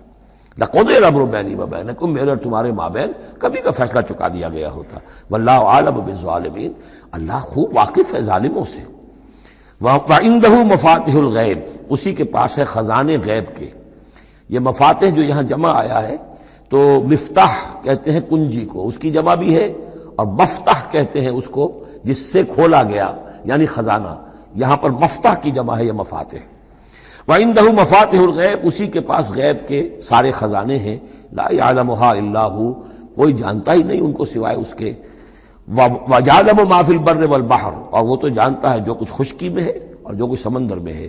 وَمَا تَسْقُطُ مِنْ وَرَقَةٍ إِلَّا يَعْلَمُهَا، اور نہیں گرتا کوئی ایک پتا بھی کسی درخت سے مگر اللہ کے علم میں ہوتا ہے۔ وَلَا حَبَّةٍ فِي ظُلُمَاتِ الْأَرْضِ وَلَا رَطْبٍ وَلَا يَابِسٍ، نہیں گرتا کوئی دانہ، نہ زمین کی تاریکیوں میں وہ دانہ گھستا ہے زمین کے اندر بیج کی شکل میں، ولا رطبن، نہ کوئی ہری چیز تر و تازہ، ولا یابس، نہ سوکھی چیز، الا فی کتاب مبین، ایک کتاب مبین میں سب کی سب موجود ہے۔ یہ کتاب مبین اللہ کا علم قدیم ہے، اللہ کا علم قدیم جس میں کہ ہر شے موجود ہے، ما کان و ما یکون، آن واحد کی طرح۔ وَهُوَ الَّذِي يَتَوَفَّاكُم بِاللَّيْلِ، اب یہ لفظ یہاں پر آ گیا ہے، وہ جو قادیانیوں کے ساری خباثت کا توڑ جو ہے، وہ جو میں نے وضاحت آپ کو بیان کی تھی کہ وفا یوفی یتوفا، اب یہاں آ گیا وَهُوَ الَّذِي يَتَوَفَّاكُم بِاللَّيْلِ، وہی ہے جو تمہیں وفات دیتا ہے رات کے وقت۔ کیا وفات دیتا ہے؟ کیا انسان مر جاتا؟ نہیں، جان تو رہتی ہے، شعور نہیں رہتا۔ میں نے کہا تھا 3 چیزیں ہیں، جسم ہے، جان ہے، جان میں شعور ہے۔ بڑا پیارا ایک شعر ہے فارسی کا، جان نہاں در جسم او در جان نہاں، جسم کے اندر تو پنہا ہے جان، جان میں وہ پنہا ہے۔ 3 چیزیں ہو گئیں۔ یہاں اس شعر میں وہ سے مراد کچھ اور ہے، اس وقت میں اس پر نہیں جاؤں گا، لیکن 3 چیزیں سمجھ لیجئے۔ جان نہا در جسم، جسم کے اندر جان پنہا ہے، او در جان نہا، وہ جان میں نہا ہے، اے نہا اندر نہا اے جان جان. یہ پھر کسی اور جگہ پر پڑھیں گے اس شعر کو انشاءاللہ. اب سمجھ لیجئے ایک جسم ہے، جسم میں جان ہے، جان میں شعور ہے، اصل شے تو شعور ہے، لہذا نیند میں صرف شعور لے گئے، موت ہوئی تو شعور بھی لے گئے، جان بھی لے گئے، اور عیسیٰ کو لے گئے، شعور بھی لے گئے، جان بھی لے گئے، جسم بھی لے گئے. تو توفع جو ہے کل کا کل پورے طور پر ہوا ہے حضرت عیسیٰ علیہ السلام کا. ہمارا توفع یا توفی جو ہوتا ہے وہ تو ادھورا ہوتا ہے، جسم یہیں رہ جاتا ہے، جان اور شعور چلا جاتے ہیں، اور نیند میں شعور چلا گیا. وَهُوَ الَّذِي يَتَوَفَّاكُم بِاللَّيْلِ وَيَعْلَمُ مَا جَرَحْتُم بِالنَّهَارِ، وہی ہے جو تمہیں وفات دے دیتا ہے، قبضے میں لے لیتا ہے، یتوفاکم رات کے وقت، اور وہ جانتا ہے جو کچھ کہ تم کرتے ہو دن کے وقت. ثم یبعثکم فیہ، پھر وہ دوبارہ اگلی صبح کو پھر تمہیں اٹھا دے گا. لیقضی اجل مسمی، تاکہ وہ تمہاری جو مہلت ہے وہ پوری ہو جائے. یعنی روزانہ ایک طرح سے ہم موت کی آغوش میں چلے جاتے ہیں. آدھی موت تو ہے، نیند کسے کہتے ہیں؟ آدھی موت ہے. یہی وجہ ہے کہ جو دعا ہے صبح کو اٹھنے کے وقت کی جو مسنون دعا ہے، الحمدللہ الذی احیانی بعدما اماتنی والیہ النشور، کل شکر اور کل حمد اور کل تعریف اس اللہ کے لیے ہے جس نے مجھے دوبارہ زندہ کیا اس کے بعد کہ مجھ پر موت وارد کر دی تھی. نیند جو ہے وہ موت کی بہن ہے، اور اسی طرح اٹھنا ہے اللہ کی طرف. یہ بڑا ایک عجیب نکتہ ہے، اس کو ذہن میں اس کو اپریشیٹ کیجئے. جو شخص صبح آنکھ کھلتے ہی جس کی زبان پر یہ الفاظ آتے ہوں، الحمدللہ الذی احیانی بعدما اماتنی والیہ النشور، قیامت کے دن جب وہ اٹھے گا اس کی زبان پر یہی ترانہ خود بخود آ جائے گا. اس وقت ہوگا وہ 100% درست.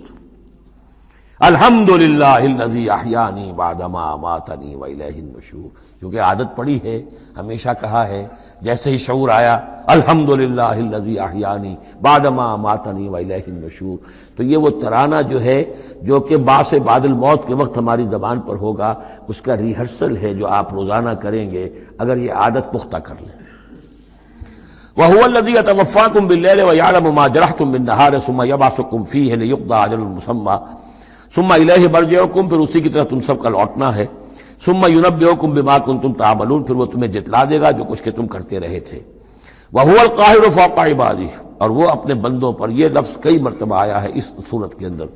اللہ پوری طرح غالب ہے، قابو یافتہ ہے اپنے بندوں پر. وَيُرْسِلُ عَلَيْكُمْ حَفَظًا، اور وہ تم پر نگہبان بھیجتا رہتا ہے. ہر انسان کے ساتھ فرشتے باڈی گارڈ کی حیثیت سے موجود ہیں، اس لیے کہ جب تک اللہ نے اجل معین رکھی ہوئی ہے اس وقت تک تو زندہ رکھنا ہے. وہ زندہ رکھنے کے لیے حفظہ، حفاظت کرنے والے نگہبان. وہ جو میں نے ایک دفعہ پہلے بھی کہا تھا، بسا اوقات تو محسوس ہوتا ہے کہ جیسے گاڑی ایسے سناٹے سے آپ کے ساتھ سے گزری ہے کہ معلوم ہوتا ہے کسی نے ہاتھ دے کر آپ کو بچایا، ورنہ بچنے کا کوئی امکان نہیں تھا. تو کوئی ہے، جب معلوم ہے کہ ابھی اس کی موت کا وقت نہیں آیا تو بچانے والے فرشتے ہمارے ساتھ ہوتے ہیں. حتیٰ اذا جاء احدکم الموت، یہاں تک کہ جب تم میں سے کسی کی موت کا وقت آتا ہے، توفتہ رسلنا، اب یا پھر توفا آ گیا، اب یہاں پہ شعور اور جان دونوں جائے گا. توفتہ رسلنا، تو ہمارے بھیجے ہوئے فرشتے جو ہیں وہ اس کو قبضے میں لے لیتے ہیں. وہم لا یفرطون، اور اس میں کوئی کمی نہیں کرتے، کوئی کوتاہی نہیں کرتے، جو حکم آیا جب آیا. ثم ردوا الی اللہ مولاہم الحق، پھر وہ لوٹا دیے جاتے ہیں اب اللہ کی طرف جو ان کا مولا ہے برحق، سچا. الا لہ الحکم، آگاہ ہو جاؤ، فیصلے کا اختیار اسی کے ہاتھ میں ہے، حاکمیت اسی کی ہے. ان الحکم الا للہ، یہ دوسری مرتبہ آیا یہاں. وہو اسرع الحاسبین، اور وہ حساب کرنے والوں میں سب سے بڑھ کر تیز ہے. یعنی اسے دیر نہیں لگے گی. اس کے کمپیوٹرز جو ہیں وہ کوئی بہت ہی سپر کمپیوٹر جن کا ہم تصور بھی نہیں کر سکتے. قل من ینجیکم من ظلمات البر والبحر تدعونہ تضرعا وخفیا، ان سے پوچھئے کون تمہیں نجات دیتا ہے اندھیروں میں سے، وہ تاریکی کے ہوں یا سمندر کے. سمندر میں گھپ اندھیرا ہے، کشتی چل رہی ہے، کچھ نظر نہیں آ رہا ہے، اوپر بادل بھی ہیں. اب اس وقت انسان کو کچھ نہیں سوچتا، ہاتھ کو ہاتھ سجھائی نہیں دے رہا، کون تمہیں پھر بھی بچاتا ہے وہاں. من ینجیکم. اسی طرح کوئی قافلہ ہے، بھٹک گیا ہے، اندھیری شب ہے، جدا اپنے قافلے سے ہے تو، اب یہ کہ اندھیرے کے اندر بھٹک رہا ہے، نہ دائیں کا نہ بائیں کا پتہ نہیں.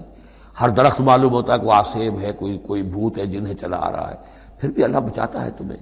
من ینجیکم من ظلمات البر والبحر تدعونہ تضرعا وخفیا، اس وقت تو تم پکارتے ہو اللہ کو بہت ہی گڑ گڑاتے ہوئے اور دل ہی دل میں خفیہ خفیہ، اے اللہ بچا دے، اے اللہ اس وقت کو راستہ بنا دے، کوئی دستگیری ہو جائے، کسی طرف سے روشنی ہو جائے۔ لئن انجانا من ہذہ، اور کہتے ہو تم دل میں اگر اللہ نے ہم کو اس سے بچا لیا، نجات دے دی، لنکونن من الشاکرین، پھر تو اب باقی زندگی تو بالکل اللہ کے شکر گزار بندے بن کر ہم گزار دیں گے۔ قل اللہ ینجیکم منہا، اللہ تعالیٰ پھر نجات دیتا ہے تمہیں اس سے، ومن کل کرب، اور ہر کرب سے، ہر تکلیف سے، ثم انتم تشرکون، پھر اس کے بعد تم آگے پھر شرک شروع کر دیتے ہو، پھر تمہیں اپنی دیویاں دیوتا، اپنے آلہہ، اپنے چودھری، اپنے سردار یاد آ جاتے ہیں۔ قل هو القادر على ان يبعث عليكم عذابا من فوقكم، یہ آیت جو ہے یہ بہت اہم ہے کہ عذاب الہی کی کئی قسمیں ہیں، 3 قسمیں یہاں بیان ہوئی ہیں۔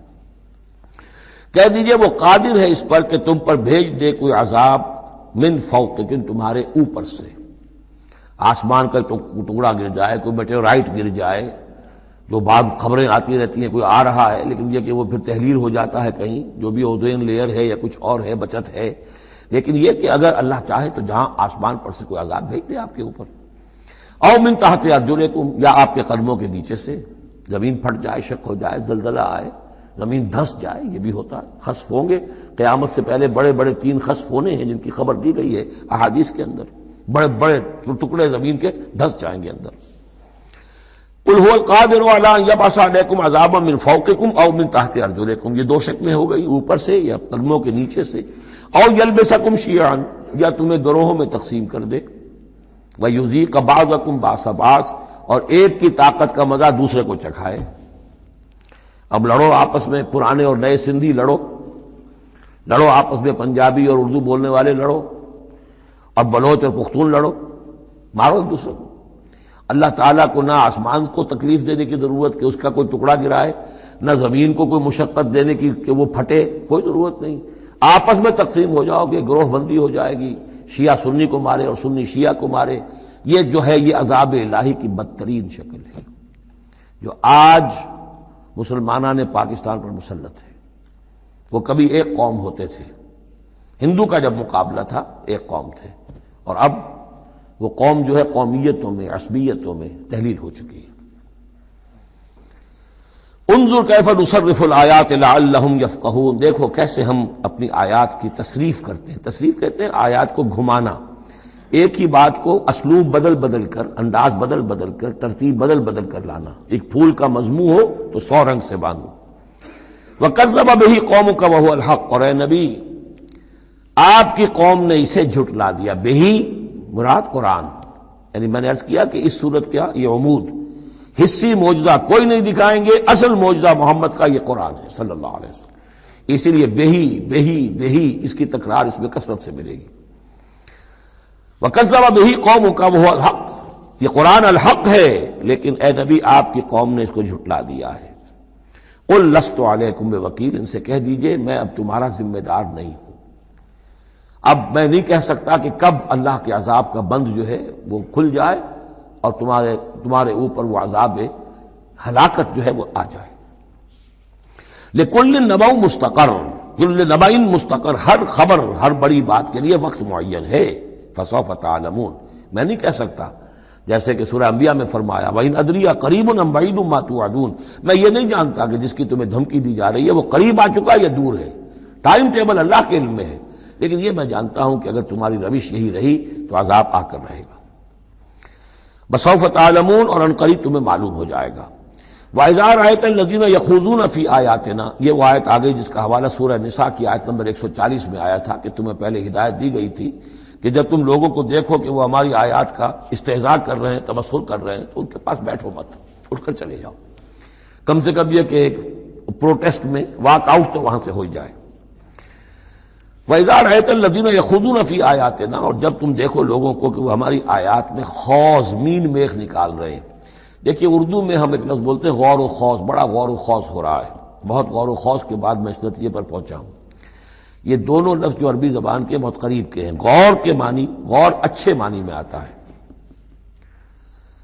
اور خوض برے معنی میں آتا ہے، صحیح چھان پھٹک کرنا، اور غور کرنا اس کے ما لہو ما علیہ، فار کیا ہے اگینسٹ کیا ہے، یہ مثبت انداز میں یہ ہے غور۔ خوض ہے مین میخ نکالنا، اس کے اندر جو ہے بال کی کھال خام خواہ کو اتارنا، یہ کوشش ہے، یہ خوض ہے۔ وَإِذَا رَأَيْتَ الَّذِينَ يَخُوضُونَ فِي آيَاتِنَا، جبکہ وہ ہماری آیات میں اس طریقے کا معاملہ کر رہے ہوں تو جب تم دیکھو فَأَعْرِضْ عَنْهُمْ، تو ان سے کنارہ کرو، حَتَّى يَخُوضُوا فِي حَدِيثٍ غَيْرِهِ، یہاں تک کہ پھر وہ کسی اور بات میں لگ جائیں، کسی اور مذاق میں ٹھٹھے میں، پھر تم ان کے پاس جا سکتے ہو۔ وَإِمَّا يُنْسِيَنَّكَ الشَّيْطَانُ فَلَا تَقْعُدْ بَعْدَ الذِّكْرَىٰ، اور اگر تمہیں شیطان بھلا دے، تم بیٹھے ہوئے تھے وہاں گفتگو شروع ہوئی، کچھ دیر تک تمہیں احساس نہیں ہوا کہ یہ تم اس کام میں لگ گئے ہیں، تو تمہیں یاد نہیں آیا، لیکن فلا تقعد بعد الذکر، جب یاد آ جائے تو مت بیٹھو ان کے ساتھ، مع القوم الظالمین، ان ظالموں کے ساتھ، پھر وہاں سے واک آؤٹ کرو احتجاجاً، اور پھر یہ البتہ منتظر رہو چونکہ دعوت و تبلیغ کے لیے پھر تمہیں آنا ہے۔ تو قالوا سلاما، علیحدہ بھی ہو تو وہ لٹ مار کے نہ ہو، بلکہ یہ کہ اٹھو وہاں سے تو بڑی خوبصورتی کے ساتھ۔ وما علی الذین یتقون من حسابہم من شیء، اور یقیناً جو لوگ اللہ کی تقوی کی روش اختیار کرتے ہیں ان پر ان کے حساب کی کوئی ذمہ داری نہیں ہے، ولیکن ذکریٰ لعلہم یتقون، لیکن یہ یاد دہانی ہے تاکہ وہ تقوی اختیار کریں۔ وذر الذین اتخذوا دینہم لعبا ولہوا، اور چھوڑو ان کو، دفع کرو، نظر انداز کرو، ان سے آپ نظر پھیر لو کہ جنہوں نے اپنے دین کو کھیل اور کود بنا لیا ہے، کھیل، ہنسی مذاق ٹھٹا۔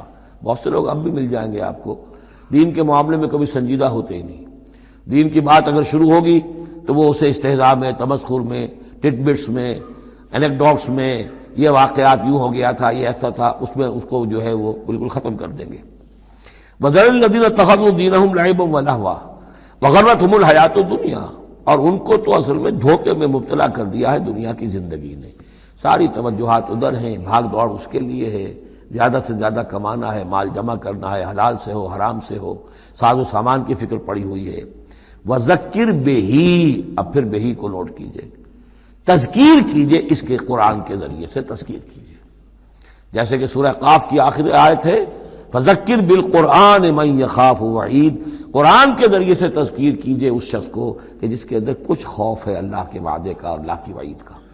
تو یہاں بھی آیا کہ آپ ان کو چھوڑیے، وَذَكِّرْ بِهِ أَن تُبْصَرَ نَفْسٌ بِمَا كَسَبَتْ، اس قرآن کے ذریعے سے انہیں تذکیر کرائیے، یاد دہانی کرائیے کہ مبادا کوئی شخص گرفتار ہو جائے اپنے کرتوتوں کے عوض، وہ وقت نہ آ جائے کہ تم اپنی رنگ رلیوں اور کرتوتوں کے عوض رہن رکھے جاؤ، گرفتار ہو جاؤ۔ لیس لہا من دون اللہ ولی ولا شفیع، پھر اس کے لیے اللہ کے سوا کوئی نہیں ہوگا، یا اللہ کے مقابلے میں اللہ سے بچانے والا کوئی نہیں ہوگا، نہ کوئی ولی اور نہ شفیع۔ دیکھیے دوسری مرتبہ کیٹیگوریکل ڈینائل شفیع کی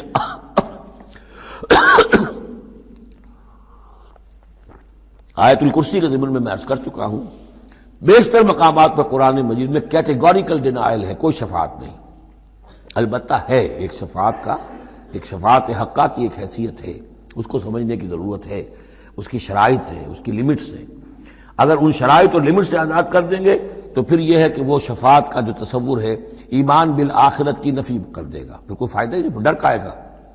جب چھڑوانے والے ہیں جو چاہو کرو، جو بھی کچھ ہے، لیکن تیرے محبوب کی امت میں ہے، شرابی ہیں، زانی ہیں، بدماش ہیں، چور ہیں، ڈاکو ہیں، حرام خور ہیں، غبن کرتے ہیں، جو بھی کچھ ہے، لیکن تیرے محبوب کی امت میں ہے، تو اگر تو اسی پر کوئی معاملہ طے ہونا ہے تو خام خواہ کاہے کو آدمی ہاتھ روکے، بابر بعیش کوش کے عالم دوبارہ نیست، پھر تو جو عیش کر سکتے ہو کرو، جہاں آج پڑتا ہے کیوں روکتے ہو؟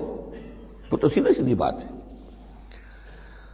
لیس لہا من دون اللہ ولی ولا شفیع وان تعدل کل عدل، یہ وہی عدل آ گیا، اور اگر فدیہ دینا چاہیں کل کا کل فدیہ، لا یؤخذ منہا، نہیں قبول کیا جائے گا۔ واتقوا یوما لا تجزی نفس عن نفس شیئا ولا يقبل منها شفاعۃ ولا یؤخذ منها عدل ولا هم ينصرون، یہ دو مرتبہ سورہ بقرہ میں آ چکا ہے۔ اولئک الذین ابسلوا بما کسبوا، یہ لوگ تو اب گرفتار ہو چکے ہیں اپنی کرتوتوں کے عوض، اب یہ رہن ہے۔ لہم شراب من حمیم، ان کے لیے تو ہے پینے کے لیے تو کھولتا ہوا پانی، وعذاب علیم بما کانوا یکفرون، اور دردناک عذاب ہوگا ان کے کفر کی پاداش میں۔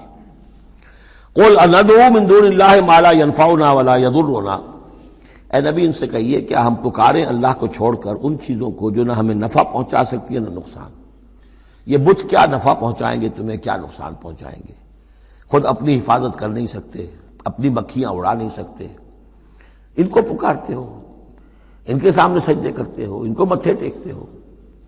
اندعو من دون اللہ ما لا ينفعنا ولا يضرنا۔ خیر بت کی بات تو ہو گئی بہت ہی واضح، باقی بھی اس کائنات کے اندر کوئی کسی کے لیے نہ خیر کے پر قدرت رکھتا ہے نہ شر پر، الا باللہ،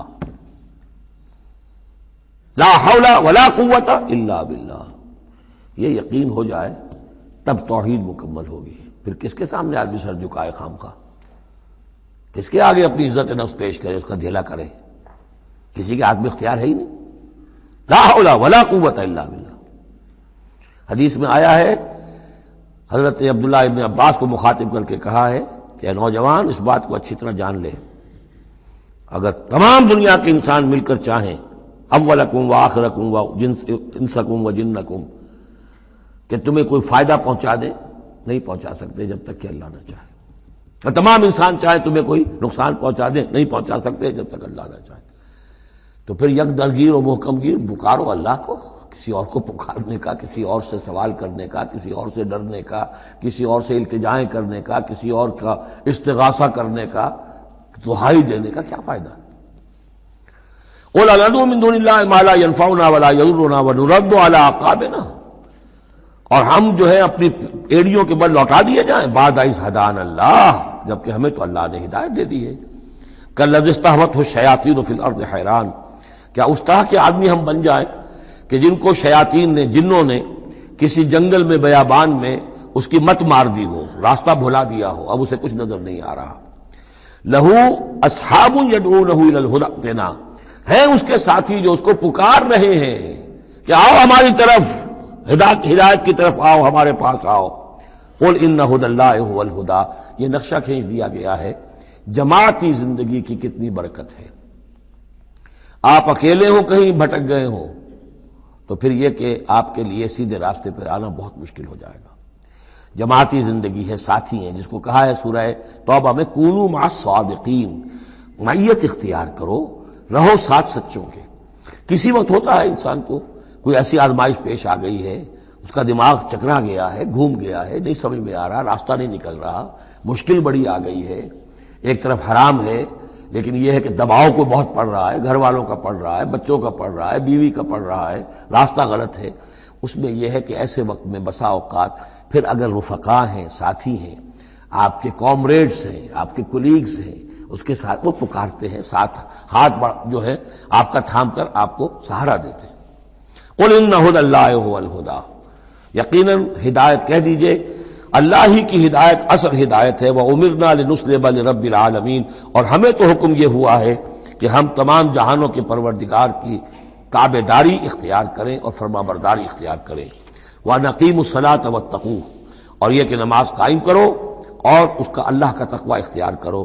وَهُوَ الَّذِي إِلَيْهِ تُحْشَرُونَ، اور وہی ہے جس کی طرف کہ تمہیں جمع کر دیا جائے گا۔ وَهُوَ الَّذِي خَلَقَ السَّمَاوَاتِ وَالْأَرْضَ بِالْحَقِّ، اور وہی ہے جس نے آسمان اور زمین بنائے ہیں حق کے ساتھ۔ یہاں حق کے کیا معنی ہے؟ ود اے پرپس، یہ بیکار نہیں ہے۔ ربنا ما خلقت ھذا باطلا، اے رب ہمارے تو نے یہ سب باطل نہیں بنایا، بیکار نہیں بنایا، بے مقصد نہیں بنایا۔ سورہ آل عمران کی آخری رکوع کی جو دعا ہے، بلکہ باطل کے مقابلے میں کیا؟ حق۔ وَهُوَ الَّذِي خَلَقَ السَّمَاوَاتِ وَالْأَرْضَ بِالْحَقِّ وَيَوْمَ يَقُولُ كُن فَيَكُونُ، اور جس دن وہ کہے گا ہو جا، وہ ہو جائے گا۔ کیا ہو جائے گا؟ جب وہ چاہے گا اس کائنات کو لپیٹ بھی دے گا، اسی نے بنایا ہے حق کے ساتھ، اور اسی کے حکم سے لپٹ جائے گی۔ آگے چل کر آئے گا یوم نطوی السماء کطی السجل للکتب، جس دن کہ ہم تمام خلاؤں کو اور فضاؤں کو اور آسمانوں کو، ان سب کو ایسے لپیٹ دیں گے جیسے کہ تم کتابوں کا تومار لپیٹ لیتے ہو۔ والسماوات مطویات بیمینہ، تمام یہ خلا اور سما یہ سب اللہ کے داہنے ہاتھ میں لپٹے ہوئے ہوں گے۔ قولہ الحق، اس کا فرمانا ہی حق ہے۔ اس کا کیا معنی ہے؟ صرف اس کا کہہ دینا کن، بس، اسے کسی اور شے کی ضرورت نہیں ہے، کوئی ذریعہ، کوئی میٹر، کوئی انرجی، کچھ نہیں۔ قولہ الحق، اس کا فرمانا ہی برحق ہے، اس کا کہہ دینا ہی برحق ہے۔ کن فیکون، یوم یقول کن فیکون قولہ الحق ولہ الملک یوم ینفخ فی الصور، اور اسی کے لیے ہوگی بادشاہی اس دن جس دن کے سور میں پھونکا جائے گا۔ اگرچہ حقیقت میں تو بادشاہی اب بھی اسی کی ہے، لیکن ابھی جھوٹے سچے بادشاہ بیٹھے ہوئے ہیں۔ ابھی شاہ فہد صاحب بھی براجمان ہیں، اور بھی شاہ بھی اور کوئی ہوں گے، حسن بھی ہیں، حسین بھی ہیں، وہ شاہ بھی ہیں اور بھی ہیں، ملکہ بھی ہیں، یہ سب جو ہیں یہ سب نسیہ منسیہ ہو جائیں گے۔ لمن الملک اليوم للہ الواحد القہار۔ معلوم کیا کہ اب بھی اگرچہ بادشاہی اسی کی حقیقت میں، لیکن یہ جھوٹے سچے ڈرامے والے خدا جو ہیں کچھ نہ کچھ بیٹھے نظر آتے ہیں بادشاہ۔ وَلَهُ الْمُلْكُ يَوْمَ يُنْفَخُ فِي الصُّورِ، عالم الغیب، وہ تمام غیب کا جاننے والا، والشہادہ اور کھلی باتوں کا جاننے والا، وَهُوَ الْحَكِيمُ الْخَبِيرُ، اور وہ کمال حکمت والا اور ہر شے سے باخبر۔ وَإِذْ قَالَ إِبْرَاهِيمُ لِأَبِيهِ آزَرَ، اب اس میں آپ دیکھیں گے اس سورہ مبارکہ میں حضرت ابراہیم کا ذکر ہے، اور پھر ان کی نسل کے بعض انبیاء کرام کا ذکر ہے۔ ایک گلدستہ تو ہم پڑھ آئے ہیں سورہ نساء کے آخر میں، وہاں 13 انبیاء اور رسل کے نام آئے تھے۔ یہاں اس سے ذرا بڑا گلدستہ آئے گا، یہاں پہ 17 انبیاء اور رسل کے نام آئیں گے۔ پھر حضرت ابراہیم علیہ السلام کا ذکر یہاں آیا ہے، اور جو جن رسولوں کی قوموں پر ہلاکت کے بارے میں قرآن میں صراحت کے ساتھ مذکور ہے، ان 6 کا ذکر جو ہے سورہ اعراف میں آئے گا۔ حضرت ابراہیم علیہ السلام کی قوم کا کیا حشر ہوا یہ صراحت کے ساتھ قرآن میں مذکور نہیں ہے۔ جو قوم نوح کے ساتھ، ہود کے ساتھ، قوم صالح کے ساتھ، قوم شعیب کے ساتھ ہوا، تو حضرت ابراہیم علیہ السلام کے معاملے کو علیحدہ نکال لیا ہے، وہ سورہ انعام میں، اور باقی جو ہے نوح، ہود، صالح اور شعیب، لوط اور موسیٰ، ان کا ذکر جو ہے وہ آپ کو ملے گا سورہ اعراف میں، اس لیے کہ ان کا معاملہ ایام اللہ کا ہے۔ تو فذکرہم بایام اللہ، التذکیر بآلاء اللہ اس میں ہے، التذکیر بایام اللہ اس میں ہے، لہذا یہاں حضرت ابراہیم کا ذکر ہے۔ وَإِذْ قَالَ إِبْرَاهِيمُ لِأَبِيهِ آزَرَ أَتَتَّخِذُ أَصْنَامًا آلِهَةً، اور یاد کرو جب کہ کہا ابراہیم نے اپنے باپ آزر سے، کیا تم نے ان بتوں کو اپنا خدا بنا رکھا ہے؟ یہاں جو آزر کا لفظ خاص طور پر آیا ہے میرے نزدیک، یہ اصل میں تورات کی نفی کے لیے، تورات میں تارح نام لکھا گیا ہے، گویا اس کی تصحیح کے لیے، ورنہ یہاں کوئی خاص ضرورت نہیں تھی۔ وَإِذْ قَالَ إِبْرَاهِيمُ لِأَبِيهِ، یہ کافی تھا، لیکن نام اس لیے دیا گیا کہ تورات پڑھنے والوں کو مغالطہ ہوتا ہے، اور اسی مغالطے کو اہل تشیع نے اختیار کر لیا ہے۔ انہوں نے تورات میں جو نام دیا گیا ہے اسے حضرت ابراہیم کا باپ کہا ہے، اور حضرت یہ جو آزر تھا اس کو کہا ہے کہ یہ چچا تھا۔ اس کی خاص وجہ ہے، وہ پھر کسی موقع پر بیان ہوگی، لیکن یہ کہ تورات کی اس غلطی کو اہل تشیع نے اختیار کیا، قرآن مجید نے اسی کی نفی کے لیے یہاں پر حضرت ابراہیم کے والد کا نام صراحتاً بتا دیا کہ آزر ہے۔ وَإِذْ قَالَ إِبْرَاهِيمُ لِأَبِيهِ آزَرَ، اور یاد کرو جب کہ کہا تھا ابراہیم نے اپنے باپ آزر سے، أَتَتَّخِذُ أَصْنَامًا آلِهَةً، کیا آپ نے ان بتوں کو اپنا الہ بنایا ہوا ہے؟ إِنِّي أَرَاكَ وَقَوْمَكَ فِي ضَلَالٍ مُبِينٍ، میرا تو خیال یہ ہے، میری رائے تو یہ ہے کہ آپ بھی اور آپ کی قوم بھی کھلی گمراہی میں مبتلا ہیں۔ وَكَذَلِكَ نُرِي إِبْرَاهِيمَ مَلَكُوتَ السَّمَاوَاتِ وَالْأَرْضِ، اور اسی طرح ہم دکھانے لگے یا دکھاتے رہے ابراہیم کو آسمانوں اور زمین کے ملکوت۔ ملکوت سے مراد کیا ہے کہ اللہ تعالیٰ نے اس کائنات کا جو نظام قائم کیا، جسے میں کہتا ہوں کہ جو یونیورسل ایک گورنمنٹ ہے، اس کا ایک نظام ہے، اس کے کارندے ہیں، تو اس کے مشاہدہ اللہ تعالیٰ اپنے رسولوں کو کراتا ہے، تاکہ ان کا یقین جو ہے وہ یقین اس درجے کا ہو جائے کہ جیسے کہ اپنی آنکھوں سے دیکھی ہوئی چیزیں۔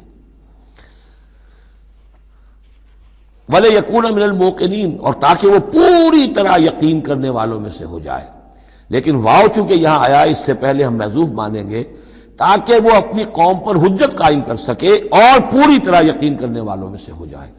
یہ جو آگے آ رہا ہے یہ در حقیقت حضرت ابراہیم علیہ السلام کی طرف سے اپنی قوم پر حجت کو اس طور سے پیش کیا گیا ہے۔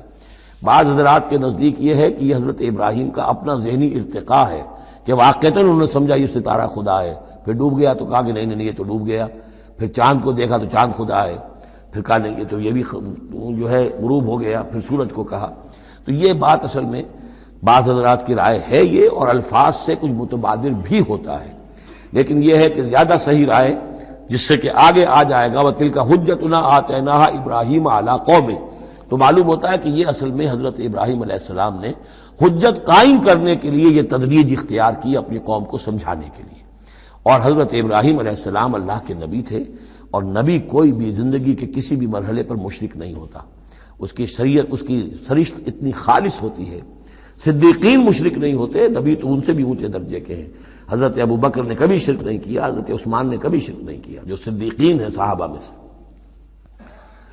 وَكَذَلِكَ نُرِي إِبْرَاهِيمَ مَلَكُوتَ السَّمَاوَاتِ وَالْأَرْضِ وَلِيَكُونَ مِنَ الْمُوقِنِينَ فَلَمَّا جَنَّ عَلَيْهِ اللَّيْلُ، جب ان پر رات جو ہے اس نے تاریکی کر دی، رأى كوكبا، انہوں نے دیکھا ایک چمکدار ستارے کو. قال هذا ربی، انہوں نے کہا یہ میرا رب ہے. یہ گویا کہ کہنے کیا، ہاں یہ میرا رب ہے. اب یہ سوالیہ انداز بھی ہو سکتا ہے، ود سائن آف ایکسکلیمیشن ہو سکتا ہے کہ لوگوں کو کہنے کے لیے کہ یہ رب ہے. یہ انٹروگیشن کا بھی ہو سکتا ہے. هذا ربی فلما افل قال لا احب الافلین، جب وہ ڈوب گیا تو کہا بھائی یہ ڈوب جانے والی شے تو پھر میں تو پسند نہیں کر سکتا کہ میں اس کو اپنا خدا مان لوں. یہ قوم جو تھی ستارہ پرست بھی تھی، بت پرست بھی تھی، ستارہ پرست بھی تھی، اور نمبر 3 شاہ پرست بھی تھی. تینوں قسم کے شرک اس قوم میں موجود تھے کہ جس میں حضرت ابراہیم بھیجے گئے. یہ بیبیلونیا یا عراق، آج کا عراق، سابق بیبیلونیا، اس کا ایک شہر اس شہر کے بھی اب کھنڈرات نکل آئے ہیں، کھدائیاں ہو چکی ہیں. شہر میں پیدا ہوئے ہیں، پھر وہاں سے ہجرت کر کے فلسطین گئے ہیں، اور پھر حضرت اسماعیل کو آباد کیا ہے حجاز میں، اور اپنے بیٹے حضرت اسحاق کو آباد کیا ہے فلسطین میں. تو یہ ان کے ذہن میں رکھیے. اور اس وقت عراق میں یہ شرک جو ہے گھٹا ٹوپ اندھیرے تھے کہ ان کے ہاں بت پرستی بھی تھی، ستارہ پرستی بھی تھی، اور تیسرے یہ کہ بادشاہ بھی نمرود جو تھا وہ یہ کہتا تھا کہ میں خدا ہوں. اس کا مکالمہ جو ہے جو اس نے کیا تھا محاجہ حضرت ابراہیم سے، وہ سورہ بقرہ میں ہم پڑھ چکے ہیں.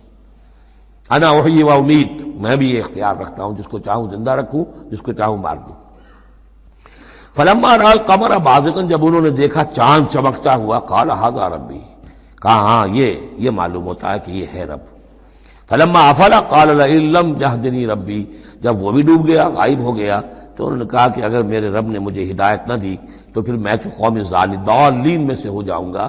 گویا کہ ابھی یہ الفاظ ہیں کہ جن سے اشارہ ہوتا ہے کہ شاید ابھی ان کا اپنا ذہنی اور فکری ارتقاء ہو رہا ہے. میں نے کہا تھا کہ الفاظ سے متبادر ہوتا ہے، لیکن یہ کہ ان دونوں چیزوں کو، دونوں سائڈز کو ناپ تول کر جو رائے بنتی ہے وہ دوسری ہے. فلما رأى الشمس بازغۃ، جب دیکھا سورج بہت چمکدار، قال ھذا ربی ھذا اکبر، تو فرمایا ہاں یہ ہے رب، یہ سب سے بڑا ہے. فلما افلت، جب وہ بھی ڈوب گیا، قال یا قوم انی بریء مما تشرکون، انہوں نے کہا اے میری قوم کے لوگوں میں تو بری ہوں، اعلان برات کرتا ہوں ان سب سے جنہیں تم شریک ٹھہرا رہے ہو. انی وجہت وجہی للذی فطر السماوات والارض حنیفا، میں نے تو اپنا رخ کر لیا ہے، اپنا چہرہ جو ہے ادھر کر لیا ہے اس ہستی کی طرف جس نے آسمانوں اور زمین کو بنایا یکسو ہو کر. وما انا من المشرکین، اور میں مشرکوں میں سے نہیں ہوں. وحاجہ قومہ، اب اس پر محاجہ کیا ان سے ان کی قوم نے، وہ حجت بازی شروع کر دی. یہ تم نے کیا کہہ دیا؟ سارے دیویوں کی نفی کر دی، سارے ستاروں کی نفی کر دی، ہر چیز کی نفی کر دی.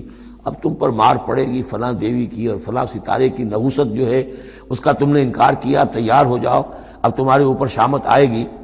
قال تحاجونی فی اللہ وقد ہدان، انہوں نے فرمایا مجھ سے محاجہ کر رہے، حجت بازو کر رہے اللہ کے بارے میں، جبکہ اس نے تو مجھے ہدایت دے دی ہے، مجھے تو اللہ نے ہدایت دی ہے. ولا اخاف ما تشرکون بہ، اور مجھے کوئی خوف نہیں ان ہستیوں کا جنہیں تم شریک ٹھہرا رہے ہو، مجھے کوئی خوف نہیں. الا ان یشاء ربی شیئا، ہاں اللہ کو چاہے میرے ساتھ کہ کوئی تکلیف مجھے آ جائے، کوئی آزمائش آ جائے تو ٹھیک ہے، میرا رب ہے، لیکن مجھے کوئی کسی کا ڈر نہیں، نہ تمہارے کسی دیوی کا، نہ دیوتا کا، نہ کسی ستارے کی نحوست کا، اور نہ کسی اور کا. لا اخاف ما تشرکون بہ، تم جس کا مجھے ڈراوا دے رہے ہو مجھے ان میں سے کسی کا کوئی خوف نہیں. الا ان یشاء ربی شیئا، الا یہ کہ میرا رب میرے لیے کچھ چاہے، جو چاہے. وسع ربی کل شیء علما، یقیناً میرا رب جو ہے وہ تو ہر شے کے علم کے اعتبار سے احاطہ کیے ہوئے ہے. افلا تتذکرون، تو کیا تم عقل سے کام نہیں لیتے، تم نہیں سوچتے، نصیحت اخذ نہیں کرتے. وکیف اخاف ما اشرکتم، میں کیسے ڈروں ان سے جنہیں تم نے شریک ٹھہرا رکھا ہے. ولا تخافون انکم اشرکتم باللہ، جبکہ تم نہیں ڈرتے کہ تم نے اللہ کے ساتھ شریک ٹھہرا دیے. ما لم ينزل به علیکم سلطانا، اور ان ہستیوں کو شریک ٹھہرا دیا ہے جن کے لیے کہ اللہ نے کوئی سلطان، کوئی سند نہیں اتاری۔ ہاں اللہ نے اپنی کتابوں میں کوئی سند اتاری ہوتی، عقل انسانی میں اس کی کوئی بنیاد ہوتی تو کوئی بات بھی ہوتی، نہ عقل میں، نہ فطرت میں، نہ کسی آسمانی کتاب میں کسی معبود کے لیے کوئی گنجائش نہیں ہے ہی نہیں۔ وَكَيْفَ أَخَافُ مَا أَشْرَكْتُمْ وَلَا تَخَافُونَ أَنَّكُمْ أَشْرَكْتُمْ بِاللَّهِ مَا لَمْ يُنَزِّلْ بِهِ عَلَيْكُمْ سُلْطَانًا فَأَيُّ الْفَرِيقَيْنِ أَحَقُّ بِالْأَمْنِ إِن كُنتُمْ تَعْلَمُونَ۔ تو اگر تم علم رکھتے ہو تو بتاؤ دونوں فریقین میں سے، یعنی ایک موحد ہے، ایک اللہ واحد پر ایمان رکھتا ہے، ساری قوت اس کے ہاتھ میں، سارا اقتدار اس کا ہے، ہر شے اس کے قبضہ قدرت میں۔ ایک وہ ہے کہ جو اس کو ماننے کے ساتھ ساتھ کچھ اور چھوٹے دیوی دیوتا سینکڑوں جو ہیں وہ ان کو بھی مانتے ہیں۔ امن اور چین اور سکون کس کو میسر آئے گا؟ قلبی چین، روحانی اطمینان اور سکون۔ ای الفریقین احق بالامن، ان دونوں میں سے موحدین اور مشرکین میں سے امن، سکون، اطمینان، چین اور راحت کا کون زیادہ حقدار ہے؟ بتاؤ اگر تم جانتے ہو۔ اور اس کا جواب خود دیا، الذین آمنوا ولم یلبسوا ایمانہم بظلم، یقیناً وہ لوگ جو ایمان لائیں اور اپنے ایمان پر کسی طرح کے شرک کی آلودگی نہ ہونے دیں۔ یہاں لفظ ظلم آیا ہے، ظلم کسی چھوٹے گناہ کو بھی کہہ سکتے ہیں، اسی لیے اس پر صحابہ گھبرا گئے تھے کہ حضور کون شخص ہوگا کہ جس نے کبھی کوئی ظلم نہ کیا ہو، اور نہیں تو اپنے اوپر ظلم کرتا ہے آدمی، کسی پر ظلم کرتا ہے۔